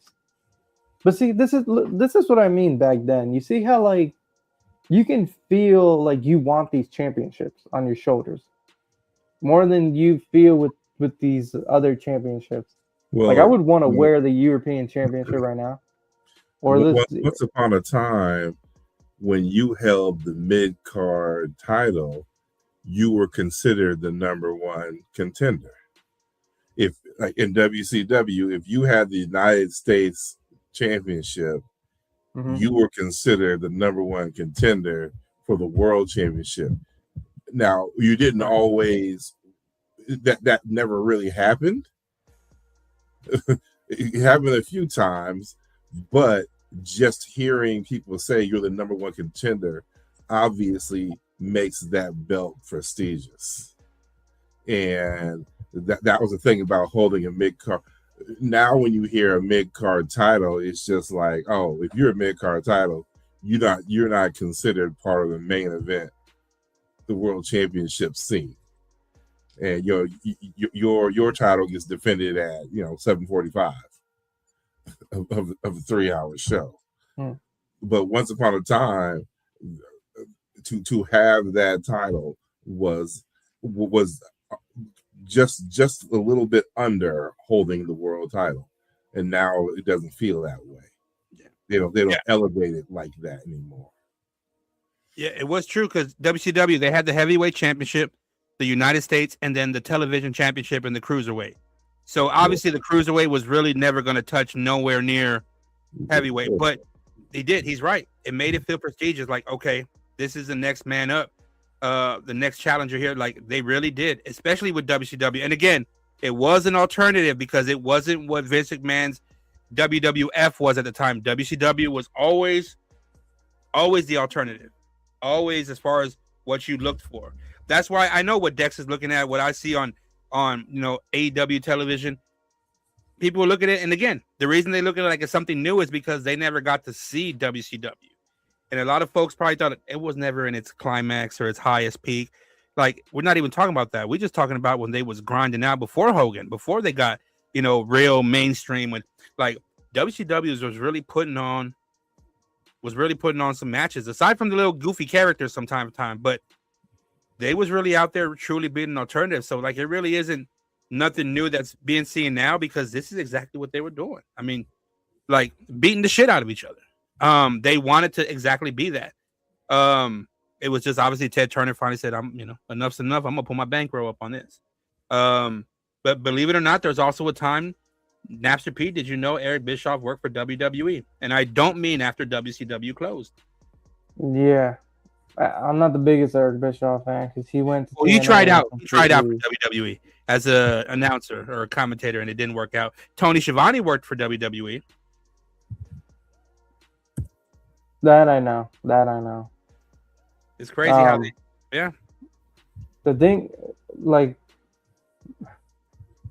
so the thing with Eric Bischoff, right, is that, bro, I like him better when he's not around, like, doing any of the, when he's not involved in management, I don't Right. mind him. But when he's involved in management, I hate the guy. I'm like, and it's, you know, and it's nothing against Eric Bischoff, but the thing is, was like, his decision making is just like, what he and Hulk Hogan did in TNA was awful, god awful. You know, then you like.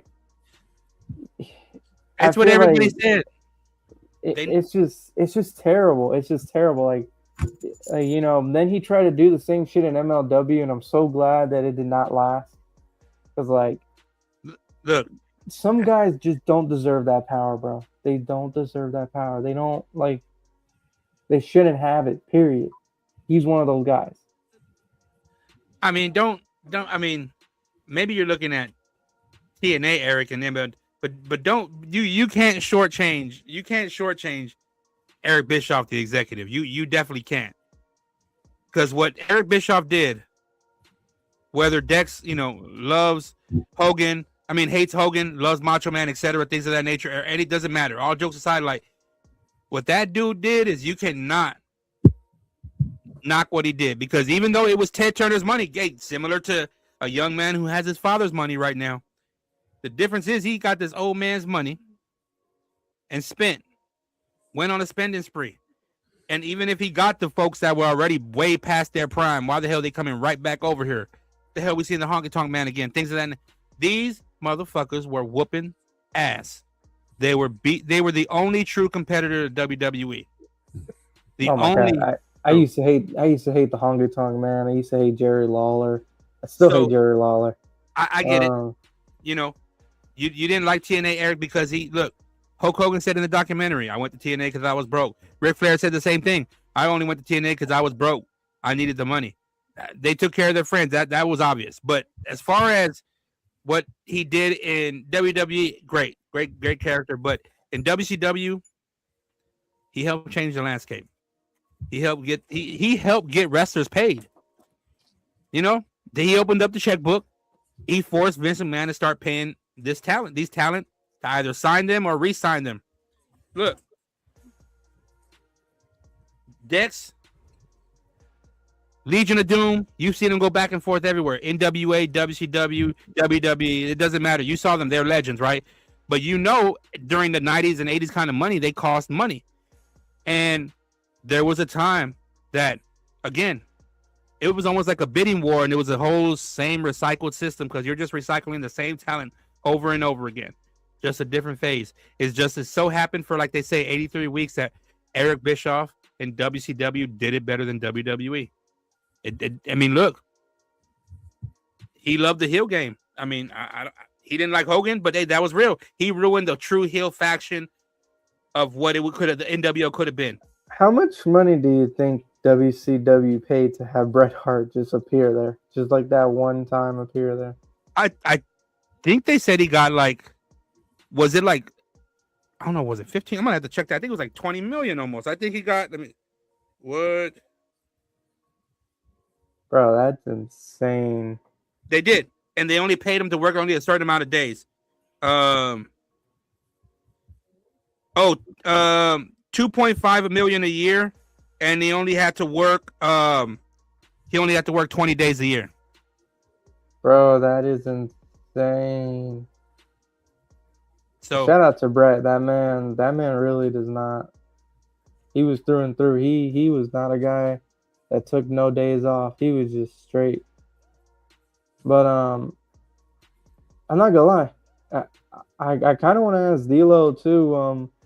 You know, when it came to your contracts situations, like because you know you were the Intercontinental Champion, you were a 4-time European champion. Did you feel that hold weight in your discussions too? So that's something that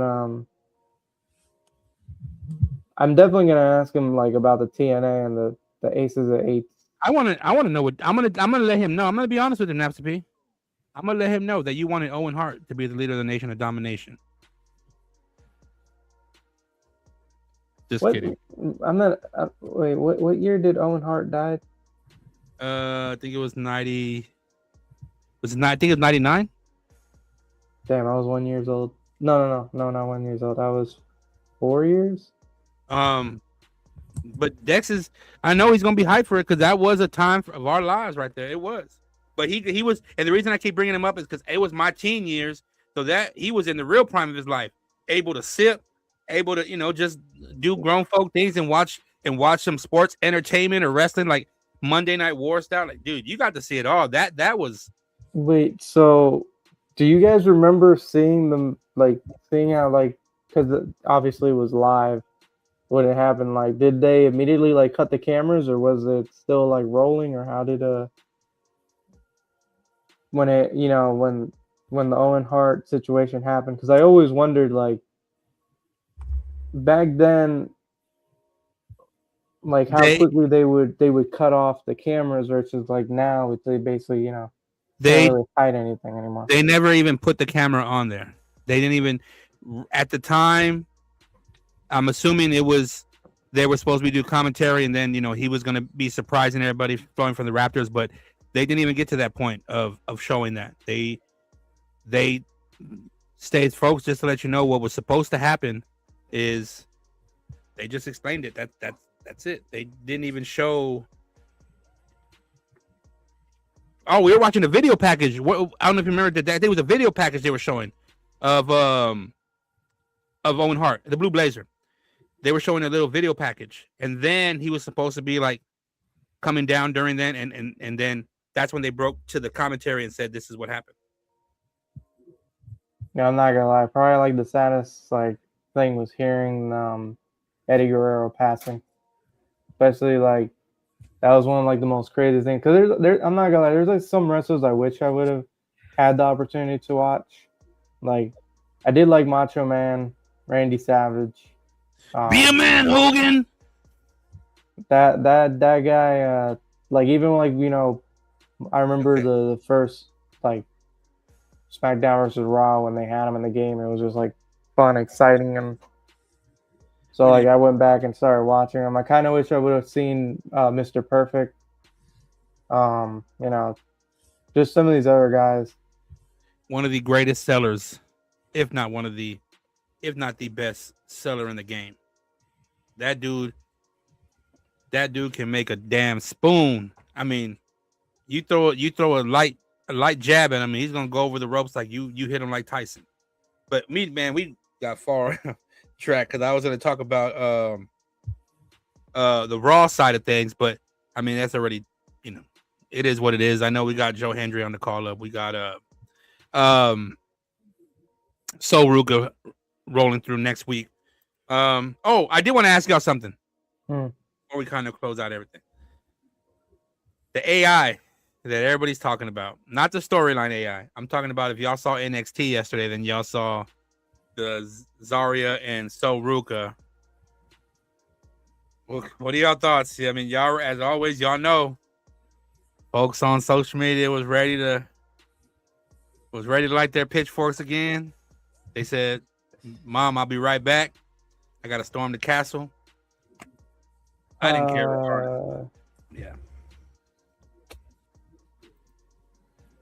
So my thing with this, the NXT, the way, I'm glad that now we're kind of seeing, obviously Ricky Starks is going to, SmackDown. SmackDown, so he gave his farewell. Hill versus him, that was a pretty good match. We basically are now seeing the newer version coming through, more young. We're getting actually really younger because there's Easy. there's some talents that aren't really in their like late 20s. It's like mid 20s, early 20s.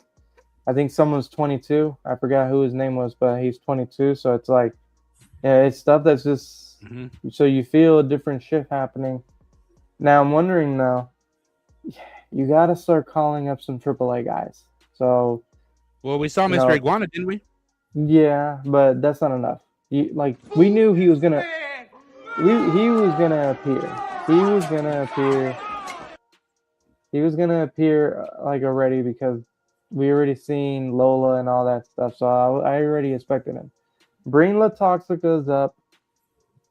Have them just run wild. You know. You just ready to go out there and go goon, aren't you? Hey man. Hey man. Hey man. Hey man. Hey man. What's a goon to a goblin, right? Anywho, all right. That look, Big Luther. We appreciate you for rolling through the show. We want to thank Big Luther and thank everybody from Reality of Wrestling for allowing Big Luther to bless it. And again, to go overtime on that. We want to thank DWE TV for simulcasting. Look, I'm gonna be honest. If you're watching right now, you gotta get me to log in because it'll be so much easier to help simulcast, get the direction rolling. I promise you. Shout out the entire DWE TV crew. We appreciate all the love. Be sure to tap in with all the content. Y'all don't understand, man. They definitely on the rise. They definitely out here showing up, showing out for one another, and you know what I'm saying? We just blessed to be a part of it. And of course, Body Slam, the Body Slam Network, bodyslam.net.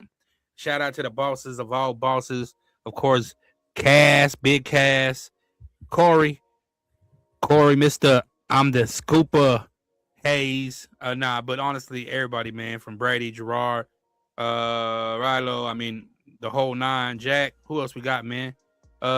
Star, Maskhausen, Fog, Tim. I mean, everybody just doing their own thing right now, man. Everybody just doing their own thing right now. The whole crew, everybody in the podcast. Be sure to subscribe to DWE on YouTube. Of course, the DWE content on X. Be sure to subscribe, man. Be sure to subscribe. You have no idea. They busy. They staying busy.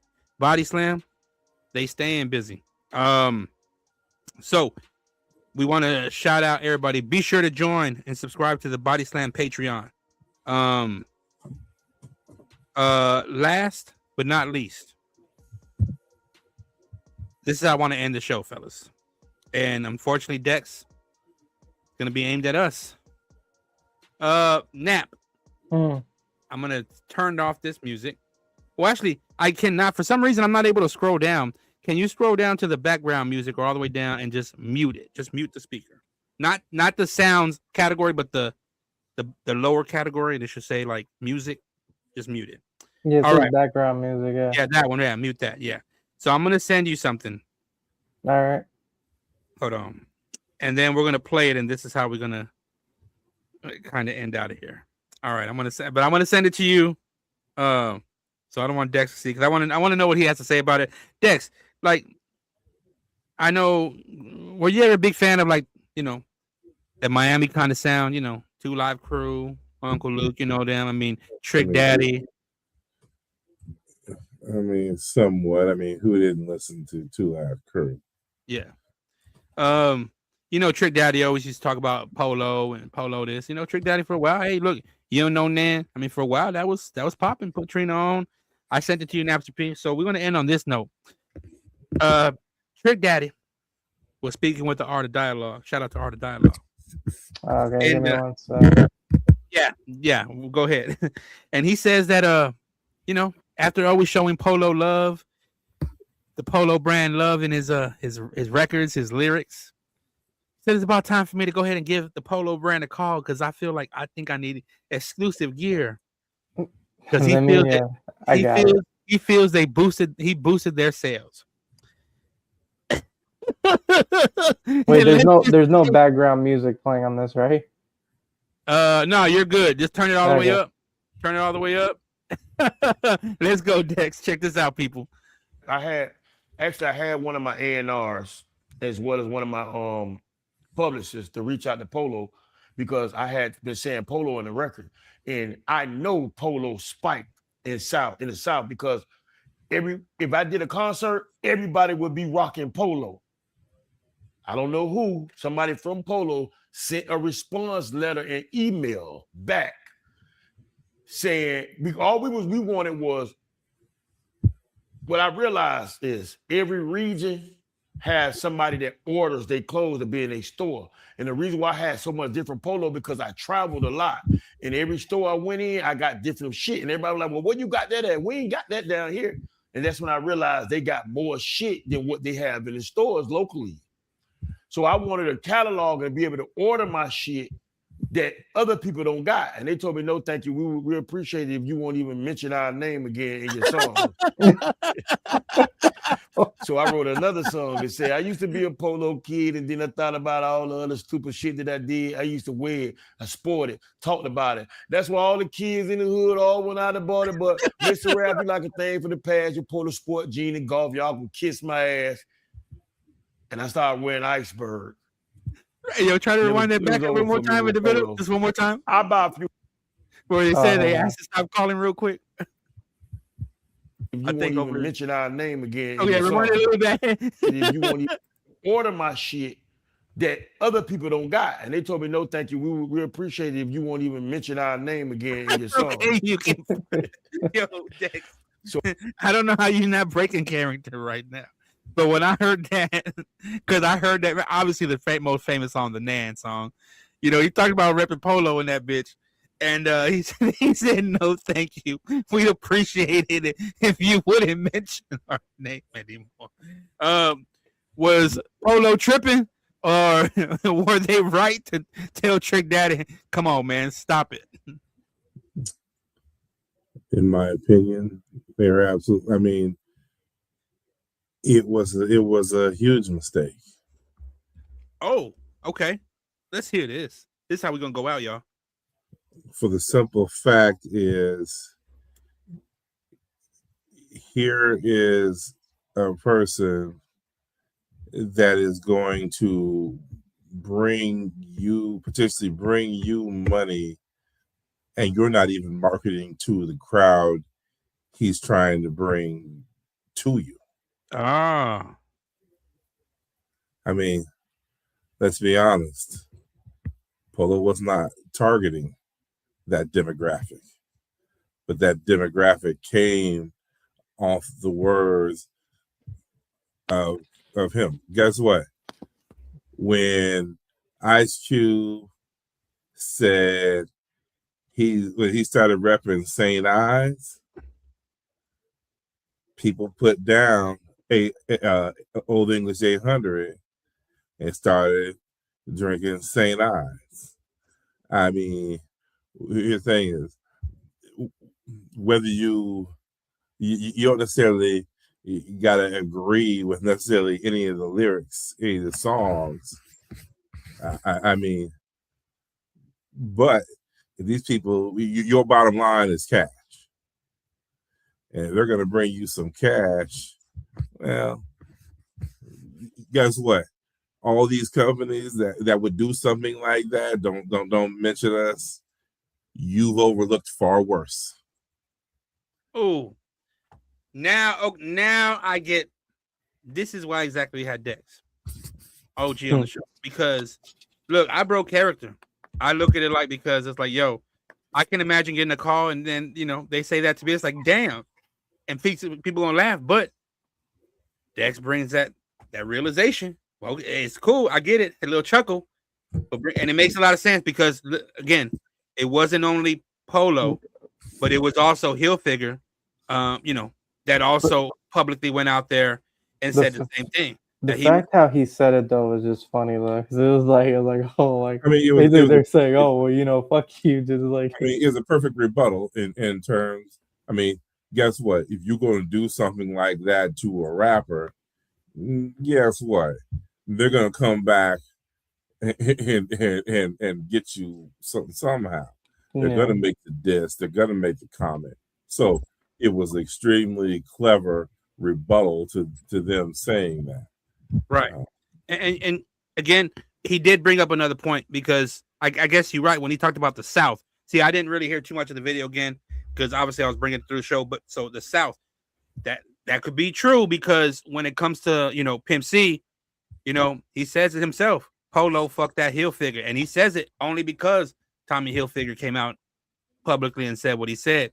So, I guess that does allude to Trick Daddy's point, especially somebody major figure in the South is sitting here shouting out Polo, regardless of what happened. Hey, Young Dro, you're right about that because the South, where he's from, Bankhead, Atlanta, Georgia, wherever you want to say, like he still rests Polo to this day. And even when he started off with T.I. and PSC or Grand Hustle, Polo. Great point. I honestly thought we was gonna have a chuckle, but you dropped some real shit wisdom again. Ain't that something? You dropped some real ass wisdom. I'm glad he's here because you would have just. Thank you so much, Dex, for real. I hope God blesses you and your family because Napster P would have just fed into my character breaking ego and just probably laugh with me because he wouldn't have understood the. But you put in a perspective. On that note, folks, look, we didn't really get to talk so much as far as Lakers Spurs concerned. We did run a little later, but Spurs obviously going to round 2. We'll see if they face the Timberwolves or the Nuggets. Lakers going around 2 soon too. About to close it out, as fortunately, I wish but I wish it was a better matchups wise. But nevertheless, we'll talk that. We will see y'all. What's today? Wednesday? Friday. So we got to see what Ricky Saints is going to look like. We're going to talk about that. AAA is going to be. Is it Fridays or Saturdays? They put it on Saturdays. Saturdays. There you go. Saturdays. So we're going to rock all that again. Follow Web and EJ. I watched the last AAA, incidentally. What'd you think? Come on. Okay, well, ain't like that. We can talk about it on Friday. He loved it. He loved it, y'all. Undertaker doing his thing. But anyway, we're not going to talk about it right now. On that note, look, follow Web EJ right there on X. Follow Spurs Power, Spurs_Power on X. Nap God 7, Napster P on X. Be sure to follow Big Luther, right? Big Luther RW on X. Me, K.Views on X. Follow the DWE squad. Follow the Body Slam squad. This has been the Smoke Sessions. I've been K. The Chemist, a.k.a. Famous Davis. Let's get out of here. I know Dex is ready to throw the deuces up out of here, man.